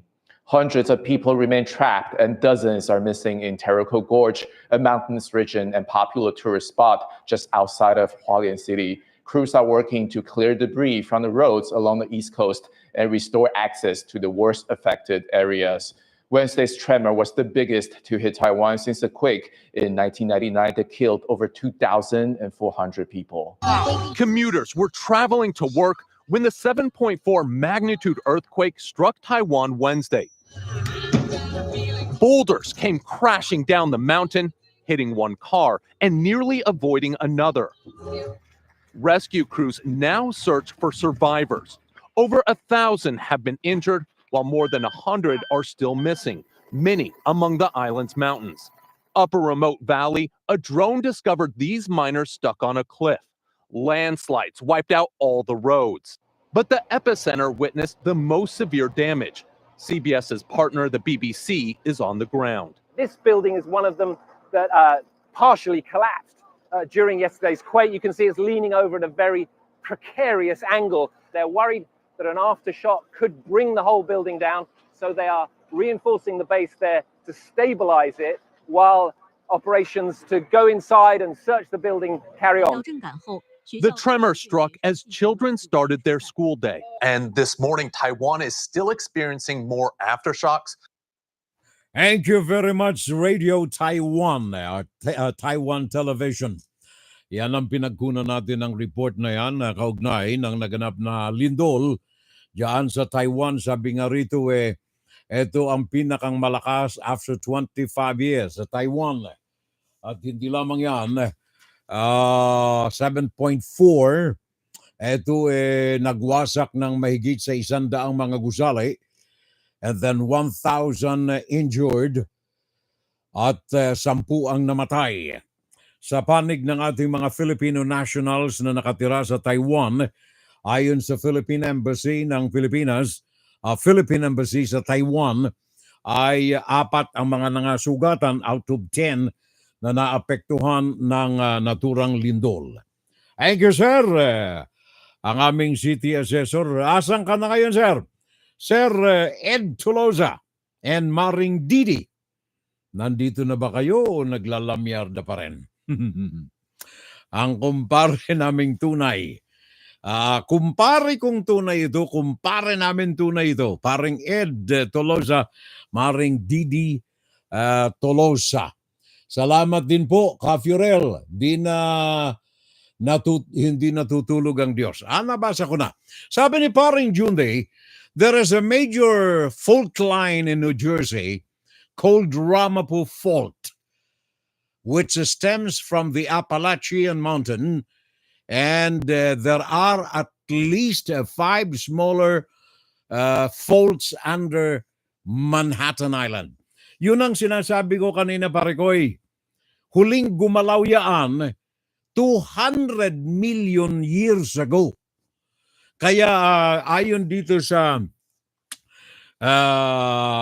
scientificong binasa kong article kahapon, ayon sa kanya, ito ay patay na fault ito. Gawa ng halos hindi na gumalaw. Well, of course, lahat ng mga faults na yan ay merong tsansa na maapektuhan at gumalaw uli. In fact, itong lindol na ito ngayon na naganap dito sa amin, kahapon 10:23, ay sanhi ng mga gumalaw na faults far away from the East Coast. Dahilan sa dambuhalang laki ng mga granite sa ilalim ng lupa namin dito, pag nadudunggol sila, nayayanig kami. Pero very minor, but not because of the fault na nandirito sa amin sa East Coast. Yung sinabi ni Parang Jundi, Appalachian Mountains, at ito yung Ramapo Fault. That is correct. Kaya lamang sabi nga nitong scientifico, ang kanilang terminolohiya rito, patay na ito. 200 million years nang ito ay huling gumalaw. There you are. Paalala po lamang natin yan, ano ha? Now, itong lindol dyan sa Taiwan, naging dahilan nito na ginamit ng Chinese Communist Party, tectonic in origin ng earthquake dyan sa New Jersey, Manhattan, I guess, sabi ni Paring Goody Eusebio. Si Paring Rodolfo Rania Eusebio ito. Felicissima Gapak, ang ating kaibigan Maricoy. Felicissima Gapak, nanonood siya ngayon. Thank you very much. Welcome sa ating FSL, Felicissima Gapak. Focus na lamang nila ang paghuli kay Kibaliw at saka kay Bantag. Ang suggestion ni Mirna Guillermo sa gobyerno natin, I am cooking ginatan na kalabasa with shrimp and scallops. Bicol yan, Marico. Tama ka. Bicol menu. Sabi ni Maring Mirna Guillermo. Okay. Now, itong China, kasama na ito sa kanilang propaganda ng CGTN. Ginamit ang lindol sa Taiwan upang ipalaganap ang kanilang propaganda na ang Taiwan ay kanilang probinsya at hindi independenteng bansa. Sabi ng China, nagtalumpate doon sa United Nations. Sabi niya, maraming salamat sa mga sempatiya ninyo sa amin sa lindol na naganap sa Taiwan. Alakay mo yan. Sa amin sa amin. Pakinggan natin sandali. Pakinggan. Despite the CCP's brutal oppression, Chinese people continue to rise up in resistance. Faced with the ruthless rule and dictatorship of the CCP, many Chinese people have been pushed to the brink, having nothing more to lose. After years of oppression, they can no longer remain silent. The threats and torture tactics of the CCP no longer instill fear in them. Recently, there have been continuous acts of resistance by the people against the CCP, in various forms and increasingly bold and open. On March 29th, a man was spotted on People's Road in Zhengzhou, Henan, holding a loudspeaker and publicly denouncing CCP officials for corruption and causing losses to the people. Similarly, on March 29th, slogans such as "Be a citizen, not a slave," which once appeared on Saitung Bridge, have now reappeared inside the campus of Hangzhou University of Electronic Science and Technology. By the 29th, the area in question had been sealed off. Previously, on the morning of October 13th, 2022, Peng Lifa hung 2 long banners on Saitung Bridge in downtown Beijing, protesting against the Chinese Communist Party's zero-COVID policy and its authoritarian regime. One banner read, "We want freedom, not lockdowns. We want dignity, not lies. We want reform, not the Cultural Revolution, not a slave." The other banner read, "Boycott classes, go on strike, impeach the dictator and traitor Xi Jinping." Shortly after, Peng Lifa was taken away by the police and disappeared. However, his protest and demands received responses from protesters in multiple Chinese cities, leading to the widespread blank paper movement that shocked both domestic and international audiences. As of now, Peng Lifa remains in secret detention or missing. Many people commented, under this system, civil rights need to be fought for with blood and fire. A government that prevents you from understanding the past is born of injustice. Not allowing you to see the truth is because its hands are stained with guilt. Not allowing you to think independently is because lies have replaced truth. Not demanding your morality is because human nature will evoke fairness and justice. Not allowing people to understand the world is because ignorance is more conducive to being ruled. Now it can't be covered up anymore. Who knows, one day the revolutionary flag might truly be raised, down with the Communist Party. Napakinggan ninyo, ignorance, conducive, naguudyok ng diktadorya. Yan ang China, mga kababayan. Pantakay mo yung lindol sa Taiwan, sabi ng tagapagsalita, kinatawan ng Chinese Communist Party sa UN, maraming salamat po sa inyo lahat, mga bansa, mga countries of the world, sa ipinagkaloob ninyong simpatiya sa amin sa naganap na lindol sa Taiwan. Ang galit ng mga nasa pamunuan ng Taiwan. Sa kabila ito ng napakinggan ninyong pagdurusa, revolusyon ng mga nagising na mga Chinese sa mainland China sa communistic rule ng Chinese Communist Party ng Politburo. Si Stephanie Myers ang may dala nitong balita na ito, pakinggan natin mga kababayan. A thing sparking fury in Taiwan, its government calling China, quote, shameless after Beijing used a deadly disaster to echo its political stance. Taiwan was hit by a 7.4 magnitude earthquake Wednesday, the strongest in 25 years. The disaster killed at least 9 and injured over 900 others. As sympathy and support poured in for Taiwan, China's deputy representative to the United Nations said this. We appreciate the international society's sympathy and concerns over Taiwan. The Chinese Communist Party sees Taiwan as part of its territory and has pledged to take Taiwan under control by force if necessary. Beijing also claims the right to speak for Taiwan on the international stage. Despite that, the CCP has never ruled Taiwan, and the island's ruling party staunchly rejects Chinese sovereignty.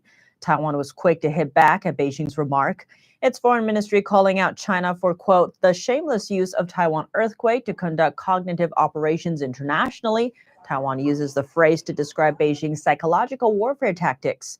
In a statement, Taiwan's Mainland Affairs Council also rebuffed an aid offer extended by Beijing.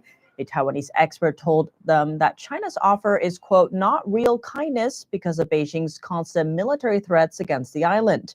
Worth noting, Taiwan detected 9 Chinese warships and 30 fighter jets operating near the island just after the quake struck. Outside Asia, the White House said it's monitoring the earthquake and its impacts. We are standing by. The United States is standing by on the ready for any necessary assistance. Over 50 countries have expressed support for Taiwan as it recovers. Thank you very much, Stephanie Myers ng NTD News. At salamat din kay paring Ruben Olayaw, isa sa mga tahimik nating nanonood riyan. Kasama of course ang aking kaibigan si Tony Antonio Ahero. Thank you, sir. Pasalamat na ako. Alam kong nakabahagi ang programa natin. Nakikita at namomonitor ko naman yung mga sharing na ginagawa mo sa ating live broadcast sa iyong mga kaibigan riyan. Thank you, sir. Anthony Ahero. Salamat. Maraming salamat. And of course, kay paring Ed Tolosa. Thank you. Pabati po ng advance happy birthday sa sister ko si Jean Dimalanta, Abrila 11. Birthday niya. Thank you very much. Sandali, mahaba yata ito. Sandali, hahanapin ko nga. Baka meron pa eh. Sandali. Wala na pala. So, kay Maring Jean Dimalanta, ang kapatid ni Leonor Curata, birthday, Abril 11. Nabanggit na rin lang natin ang birthday. Eto na. Eto na muna tayo. Parang Junday, medyo lihis sa amin eh. Lihis sa amin yung total solar eclipse. And you're always on my mind. Happy birthday noong Miyerkules, Abril 3, ay parang Philip Lustre Jr. Magaling itong periodista. Magaling na journalist. Talagang hanga ako rito kay parang Philip. Philip Lustre Jr. Happy birthday noong Abril 3 ay Dan Rojeno Ensigne. Happy birthday noong ding araw ng Miyerkules. Rachel Diaz Frontoso, Chico Jero Engiste, Juan Dizente, Rosalita Estrada, Bia Jacinto, ang magandang artista natin. Bia Jacinto, Miyerkules, Abril 3. Teresita Capucao at saka si Kay Chiaras. Happy birthday on Wednesday. I'm learning how to... Nung araw naman ng Webis, si paring Tony Abiliar, si Belen Castillo Sevilla, Josie Macaraeg, Royce Legaspi. Si Father Legaspi ba ito? Hindi. Legaspi ito. Hindi Legaspi. At saka ang kaibigan natin, Eddie Pilapel. Birthday nila kahapon, noong Webes, Abril 4. At kahapon naman Friday, ang mga may kaarawan, Jimmy Regalario, Jonathan Paderes, Pards Moto, Jerome Salvo, Luis Abuyo, Lou Honda, Bonjo Salvo, Jason Ansalvo, Maribel Ines Bansa Salvo, at saka Randy Lido. Meron pa pala. Norman Madrid at saka Jairi Frada. All I can say is that I've seen better days. Ngayong araw na ito ng Sabado, iisa lamang ang birthday celebrant natin. Luz Baldonaza Evandone. Luz Baldonaza Evandone. Hey, happy birthday today. At saka bukas Sunday, Mary Joy Alvero Cecilio, Andy Panizares. Kasamang magdiriwang bukas Sunday si Adrian Salvo, Lynn Paterno Asuncion, Con Marie, Junlee Daniega, Maria Luna Salvo, Josephine Salvo, and Cynthia Balianas dito sa New York. Happy birthday tomorrow, Sunday. On Monday, si Jenny Stenzo, Dina Petruel, Wilma Sikat, Eric Moico, Leonora Villas, Marie Parcon, Winifredo Abeliana, Kate Cusering. Hi, Kate. Kate Cusering, magaling na negosyante ito dyan sa atin. And of course, ang ninong namin sa kasal, Hermito San Jose. Aha. Happy birthday on Monday, Ninong Hermito San Jose. At ang ninang namin, happy birthday sa kanila. Yan ay Monday, April 8. Oh, Hermito San Jose. And of course, ang area manager ng Philippine Airlines, Josh Vasquez. Yan ay sa Lunes, Abril 8. Finally, sa Martes naman ang mga celebrants natin, Abril 9, Aida Gamolo, si April Pante, si Evelyn Narisma Salvo Fajardo, Maria Teresa Diana Carispo Gandabaet, mali pala, Maria Teresa Diana Crispo, and then Gandabaet ng New Jersey, at saka Celestino Otome. Sila mga birthday celebrants natin from Wednesday to Tuesday. And of course, galing sa aking may bahay. Hindi pwedeng hindi banggitin ito.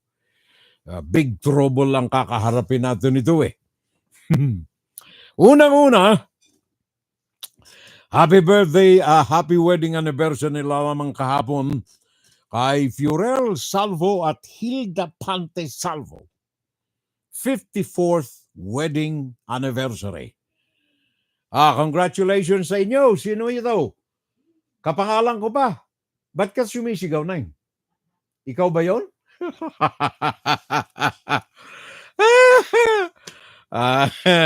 Happy wedding anniversary sa amin. Kahapon, Abril 5, 54. Na nakatali ako kay Mrs. Asawa ko sumimangot. Hindi lang daw ako nakatali sa kanya, siya rin daw nakatali sa akin. Kasawa ko. And then April 11,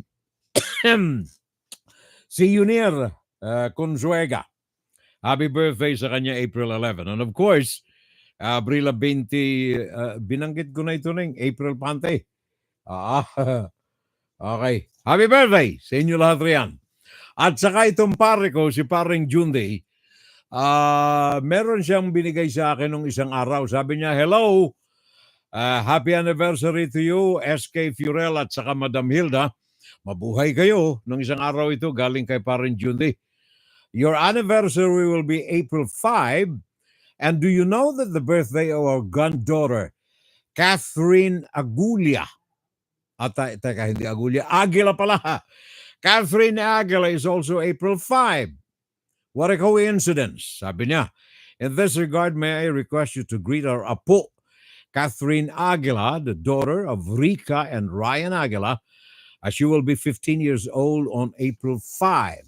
Thank you. Sabi ni parang Jundi T. Valencia.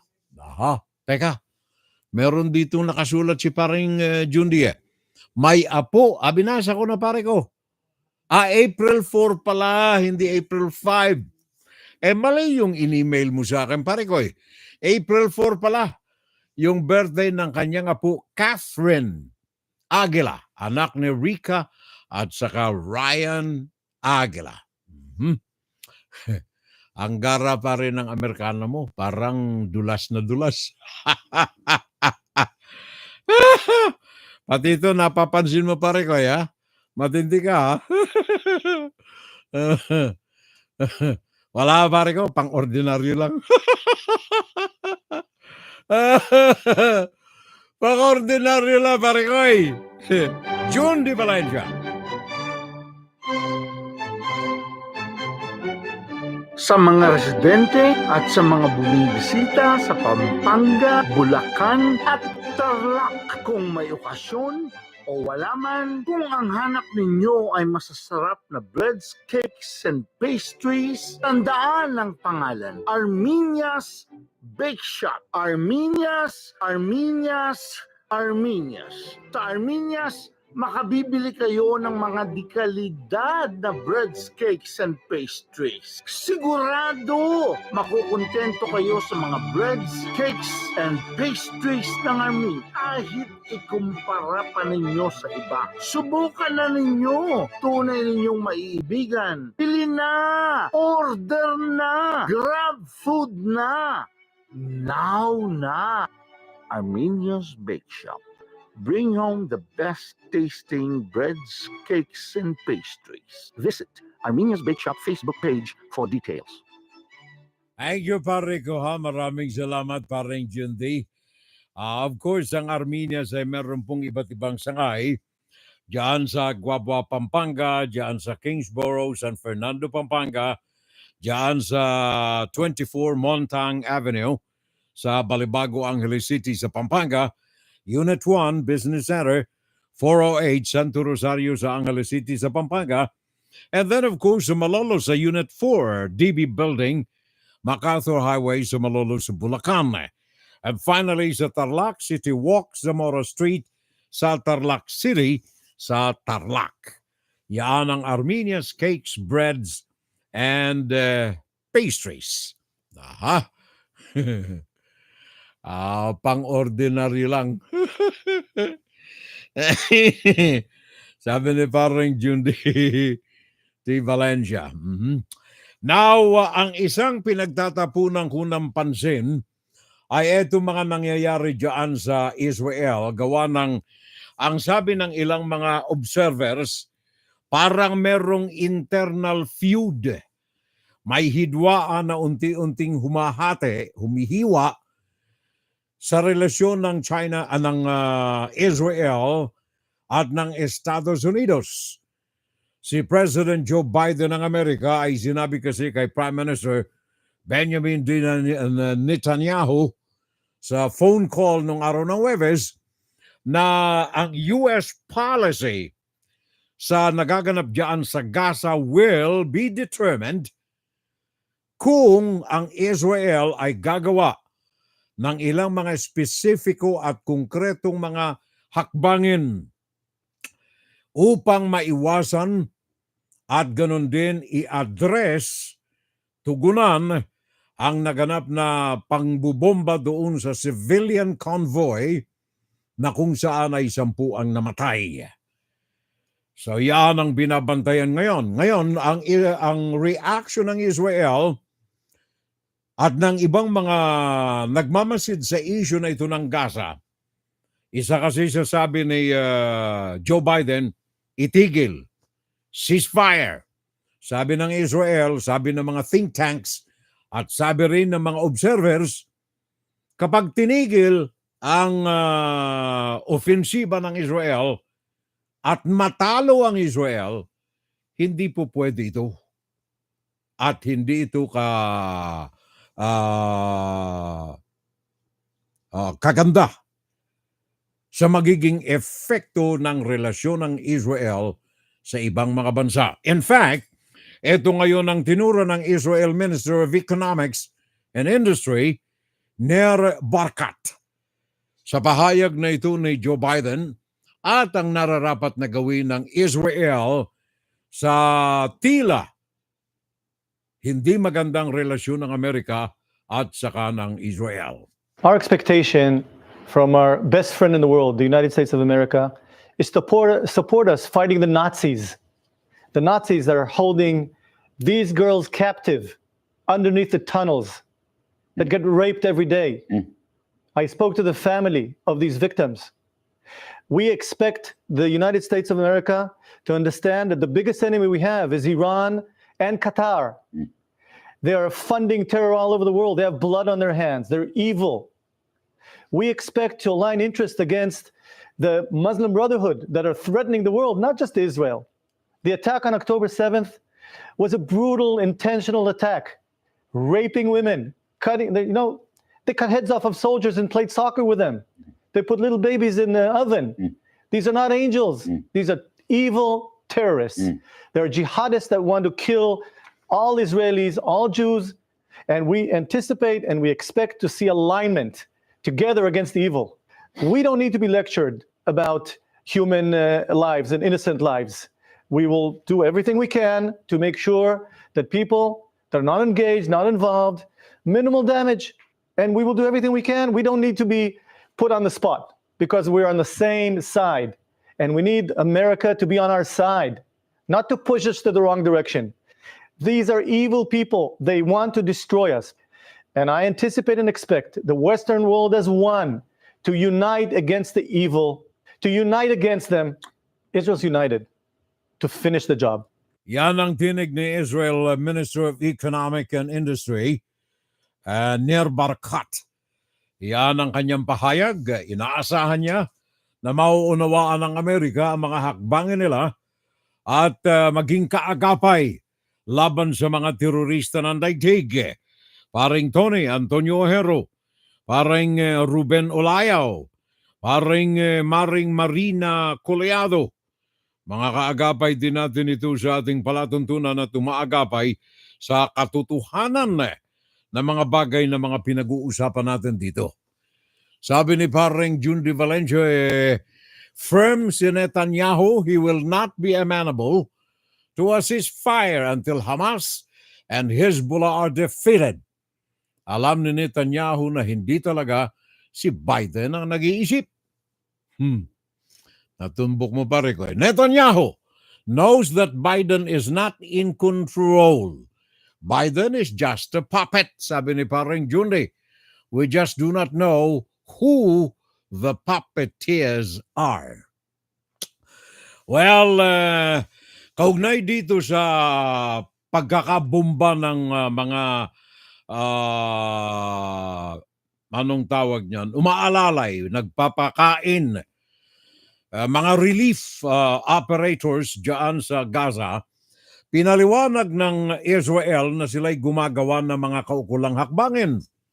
In fact, ang kanilang mga investigasyon findings ay nagsasabi na napagkamalan, aksidente, na yung convoy na yon ay may kasamang mga miyembro ng Hezbollah ang isa sa mga nandoon. It found out na merong serious errors, sabi sa kanilang findings, and breaches of procedures na nangyari sa operasyon na naganap na ikinasawi ng ilan sa mga relief operators doon sa Gaza. Meron tayong report galing sa Reuters. Ito ay galing sa Tel Aviv. Pakinggan natin ang ulat na The ito. Israeli Friday released findings from its inquiry into the killing of 7 aid workers in an airstrike in Gaza. It found serious errors and breaches of procedure and said 2 officers will be dismissed and a senior commander formally reprimanded. The inquiry added that Israeli forces mistakenly believed they were attacking Hamas gunmen when drone strikes hit the 3 vehicles of the World Central Kitchen aid group. The Israel military had earlier apologized for what it called the unintentional deaths. World Central Kitchen released a statement shortly after Israel published its findings, demanding an independent commission to investigate. It added that the Israeli military could not credibly investigate its own failure. The killing of the aid workers has angered even some of Israel's closest allies, including the US administration, leaving it increasingly isolated. Public opinion among close allies like Britain, Germany, and Australia has also swung against the Israeli campaign in Gaza.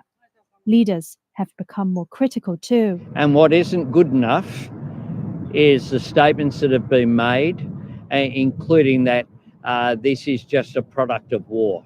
US President Joe Biden, under growing pressure from his own supporters to end the fighting, has said he was outraged by the convoy attack. Well, yung mga latest nating mga findings dito, ayon sa report na natanggap natin, merong resulta ng probe and they found serious errors and violations of the protocol that led to repeatedly hit a World Central Kitchen convoy that killed 7 aid workers in the convoy.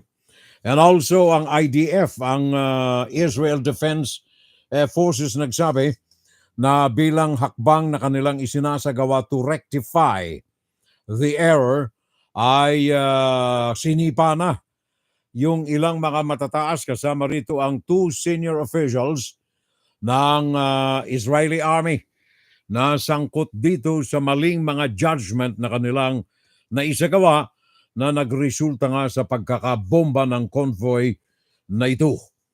Ito'y ginagawa ng Israel, gawa ng yung napakinggan naman ninyo, ang world opinion ay naglagay ng dagta sa pangalan ng IDF ng Israel dahilan sa pagkakamali na ito. Kaya sabi nitong ilang mga observers, ang Amerika ngayon ay tila sa magitan ni Joe Biden ay napapalayo ang kulooban sa Israel.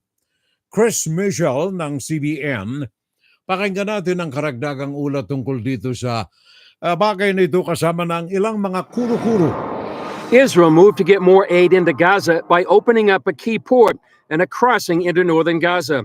This comes after President Biden told Prime Minister Netanyahu that U.S. policy toward Israel will change unless the Israeli military does more to protect aid workers and deals with the humanitarian situation in Gaza. With respect to Gaza, we need to see certain changes. And if we don't, then we'll have to consider changes to our own policy. Biden also told Netanyahu he wants a ceasefire deal without delay. He underscored as well that an immediate ceasefire is essential to stabilize and improve the humanitarian situation and protect innocent civilians.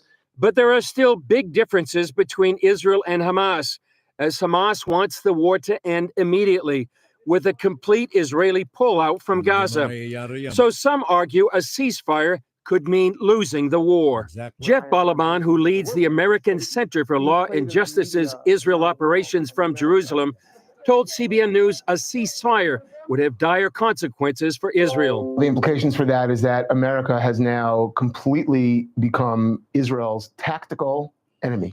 In real terms, in practical terms, this is impossible. That is demanding that Israel lose this war. Israel cannot afford to lose this war. This is an existential war. Netanyahu also maintains Israel must win its war against terrorist forces for the sake of the U.S. and the rest of the West. This is a larger battle.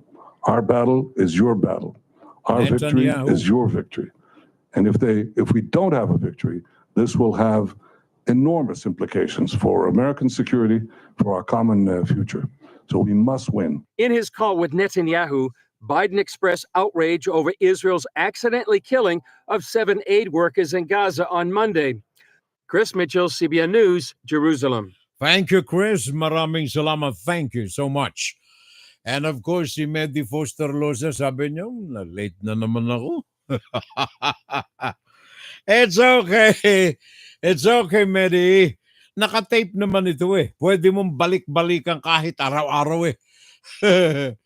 Where was Biden when Hamas accidentally bombed a hospital? There you are. There you are, paring Ed Tolosa. At hindi lamang yan, pare ko, umaangal si Joe Biden dito sa aksidente. Findings, official findings. Aksidente. Merong mga reports na natanggap yung IDF na merong mga miyembro ng Hamas, Hezbollah. Kaya binanatan. Aksidente. Ngayon, maalala ninyo nung araw, Afghanistan, pare ko. Paring Ed Duloza. Sabi kasi ni paring Ed, where was Biden when Hamas accidentally bombed a hospital? Ang idagdag ko na rin dito, paring Ed, ano ang masasabi ni Joe Biden nung napakaraming mga Amerikano at mga Afghanistani ang namatay sa Afghanistan nung walang kaabog-abog? Pinauwi ni Joe Biden yung mga sundalo natin doon. Bilyong-bilyong halaga, dolyar, bilyon-bilyon ang nawala sa depensa ng Amerika sa biglaan na withdrawal order ni Biden sa mga sundalo sa Afghanistan. Bilyon! Mga tangke, mga APC, kung ano-anong mga military hardwares, mga bomba, kung ano-ano, sandamakmak nang iniwanan ng Amerika ang Afghanistan, naging superpower ang Taliban doon sa Afghanistan dahilan sa mga armas na iniwanan ng Amerika doon. Joe Biden should know that. Parang ulianin na itong presidente namin. I apologize for the terminology, but that is true. Where is Biden? Where was Biden when the Hamas accident happened? Bombing a hospital. Tama yun, pare ko eh. Ha? Sino itong sandali? May Afghanistan. Si parang Jundi pala. Si parang Jundi pala ito. Anong sabi niya? Collateral damage ang nangyari sa mga relief operators, unlike what happened where American soldiers died during the hasty abandonment of U.S. Tama, ayun pare ko. Huli kong nabasa. But anyway, you're the same. We are on the same page. Yun ang aking sinasabi riyan eh. Sa bakit maliwanag pa sa ituktok ng ilaw ng araw at ng buwan, ang katotohanan, daan-daan Afghanistani at mga sundalong Amerikano namatay sa Afghanistan nang walang kaabog-abog na naginip si Joe Biden na alisin yung kampo doon sa Afghanistan. Ilalis!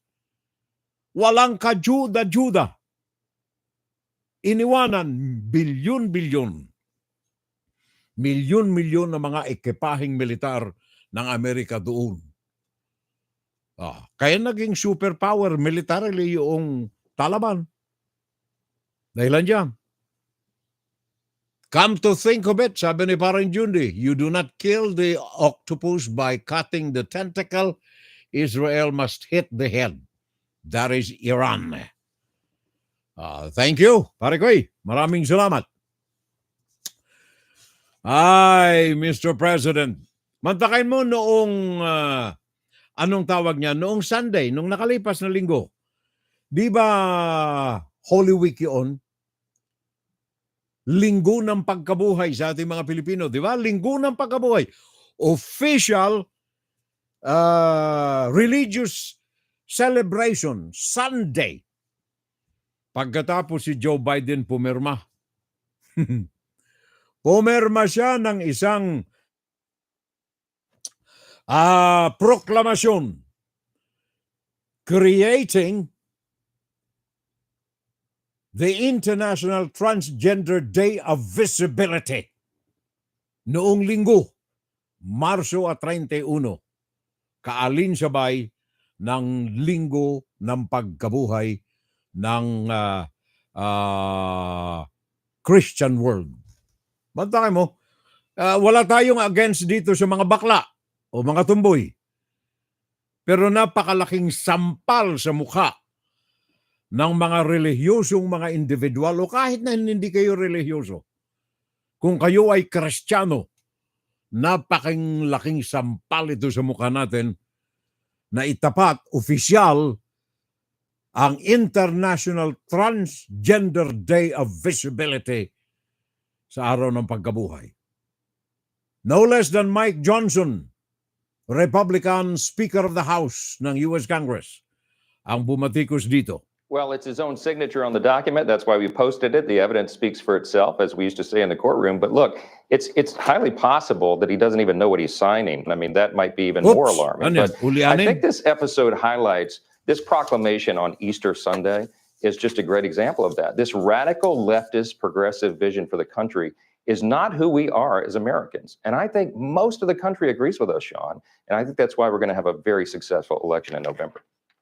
We will grow the majority in November. We'll win back the Senate, and Donald Trump will be returned to the White House. If we do a couple of simple things, we have to show what we're for. That's what Vivek was saying earlier. He's exactly right. That's what we've been saying. I talk a lot about the 7 core principles of American conservatism. It's individual freedom, limited government, the rule of law, peace through strength, fiscal responsibility, free markets, human dignity. These are the things that made America the most exceptional nation in the history of the world. We're for those foundational principles, and the Democrats, the progressives, are not. So we got to talk about what we're for, and also, to your point, we've got to unify. When you have such a small majority, if the Republicans will stand together, we have much better, obviously, negotiation strength when we're dealing with Democrats in the Senate and a Democrat in the White House. Ito yung proclamation ni Joe Biden sa White House. Babasahin ko in toto.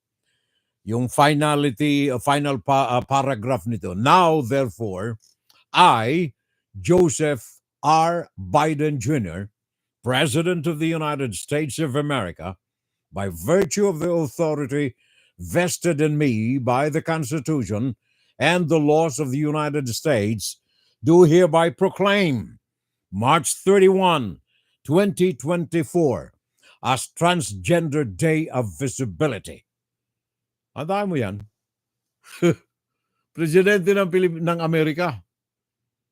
A Christian country, hindi tayo komunista, a Christian country, dineklara sa panahon ng araw ng pagkabuhay ni Kristo.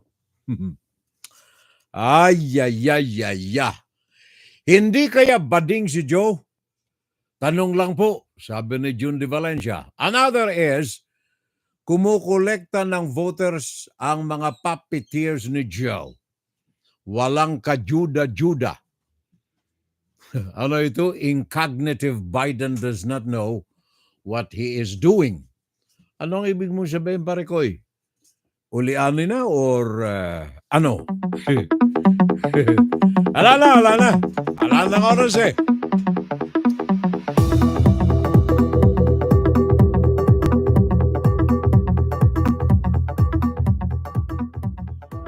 Thank you, Medi Foster Loza. Salamat. Ala na tayong oras kapitbahay. Ano ha? By the way, dyan sa Pinas nga pala, pinagdiriwang natin ngayon simula kahapon na 5 ang Philippine Veterans Week. Veterans Week. Pagdakila sa mga ginawang kabayanihan ng ating mga veterano. Kapas Death Mark, for example. Pagkatapos, meron tayong mga komunista, mga traidor sa bansa. Nakakasuka. Veterans Day from April 5 to 12. Pinagdiriwang dinadakila ang mga kagitingan ng ating mga kapatid, ng ating mga tatay, ng mga lolo natin. Pundasyon ng mga pagkakaisang Pilipino, kalayaan ng bansa. Tapos ngayon, meron tayong mga traidor, meron tayong mga komunista mismo sa gobyerno, sa media, sa akademya, sa social media. At saka sa negosyo. Kontrolado ang ekonomiya ng bansa. Paalam na tayo, kapitbahay. Maraming salamat na lamang sa inyong pag-alalay sa ating palatuntunan at sana ay napulutan ninyo ng kaalaman kahit papano maidagdag natin sa ating laman ng ating ulo. Makagawa tayo ng hakbang kung kinakailangan maikalat ang katotohanan sa gitna ng fake news na lumalaganap ngayon, especially laban sa Pilipinas, pabor sa China ng mga traidor sa bansa. Until next time, Furel Salvo po ito, mga kapitbahay.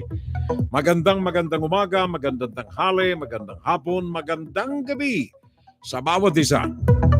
Sa Abril 27, 3 weeks from now, 60 years na tayo sa broadcast. Paalam na muna kami. Thank you. Mahal ko kayo. Magmahalan tayo. Kagaya ng pagmamahal natin sa ating sariling mga pamilya.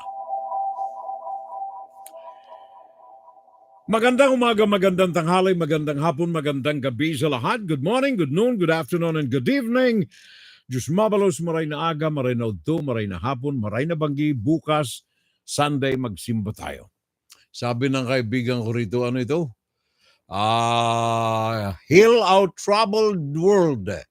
Dear Lord, sabi ni Maring Mirna Guillermo, and standing by sa audio ni Madam Hilda, bigyan ng mic, sabi ni Paring Jundity Valencia, I love you, my neighbors. I love you, FSL. I love you, my friends. I love you all. Agaya ng pagmamahal ko sa aking pamilya. And of course, sa aking may bahay. Happy anniversary, Neng. I love you too. Sana marami pa na anibersaryo, no? Sana marami pang anibersaryo. 54 na ngayon. Sana dumami pa. Pero si Mrs. Kilala ko ito 60 years ago . Hindi lang 60 years 64 years ago. Oh, kasi 1960 nung makilala kasi. Oh, magka-classmate kami high school . First year high school. Alam niyang makikilala niya ako kaya nagpahuli sa klase . Huli . Nag-roll call na . First day ng klase namin, wala si Manay . Tapos sabi ng Mr. Henyo, kilala ko pa yung professor namin, hello, Mr. Henyo. Sabi niya, may mga absent pa. There are several people here who are not here yet. Hilda Bante! Tapos biglang sumungaw sa pinto. Present. Laki ng boses ng asawa ko noon . Tapos sinulyapan niya ako kaagad . Sinulyapan niya ako kaagad. Nasa front row ako . Sulyap kaagad siya sa akin at saka tinitigan niya ako na malagkit .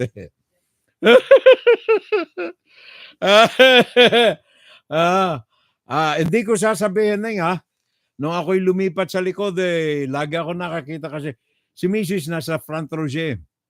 First year high school kami. Yung pala may salamin sa libro . Sinisilip niya ako lagi, salamin, nakaipit sa libro . Ako pala yung kanyang tinititigan doon sa likod. Tama na. Baka magkabukuhan pa tayo. Tama na. Pakinggan si Ferel Salvo tuwing Sabado dito sa FBS Web Radio para sa mga Pilipino. Memories light the colors of our mind. Sabi ni Paring Junde. Puso ko sa bayan ko. That's right, Paring Junde. Totoo yan. Naalala ko pa . May pinsan ako noon lagi niyang kaibigang matalik . Tama na. Pakagalit na si Manay. Juan, Saturday Live.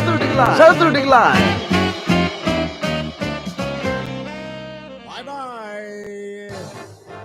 Pakinggan si Ferel Salvo tuwing Sabado dito sa FBS Web Radio para sa mga Pilipino.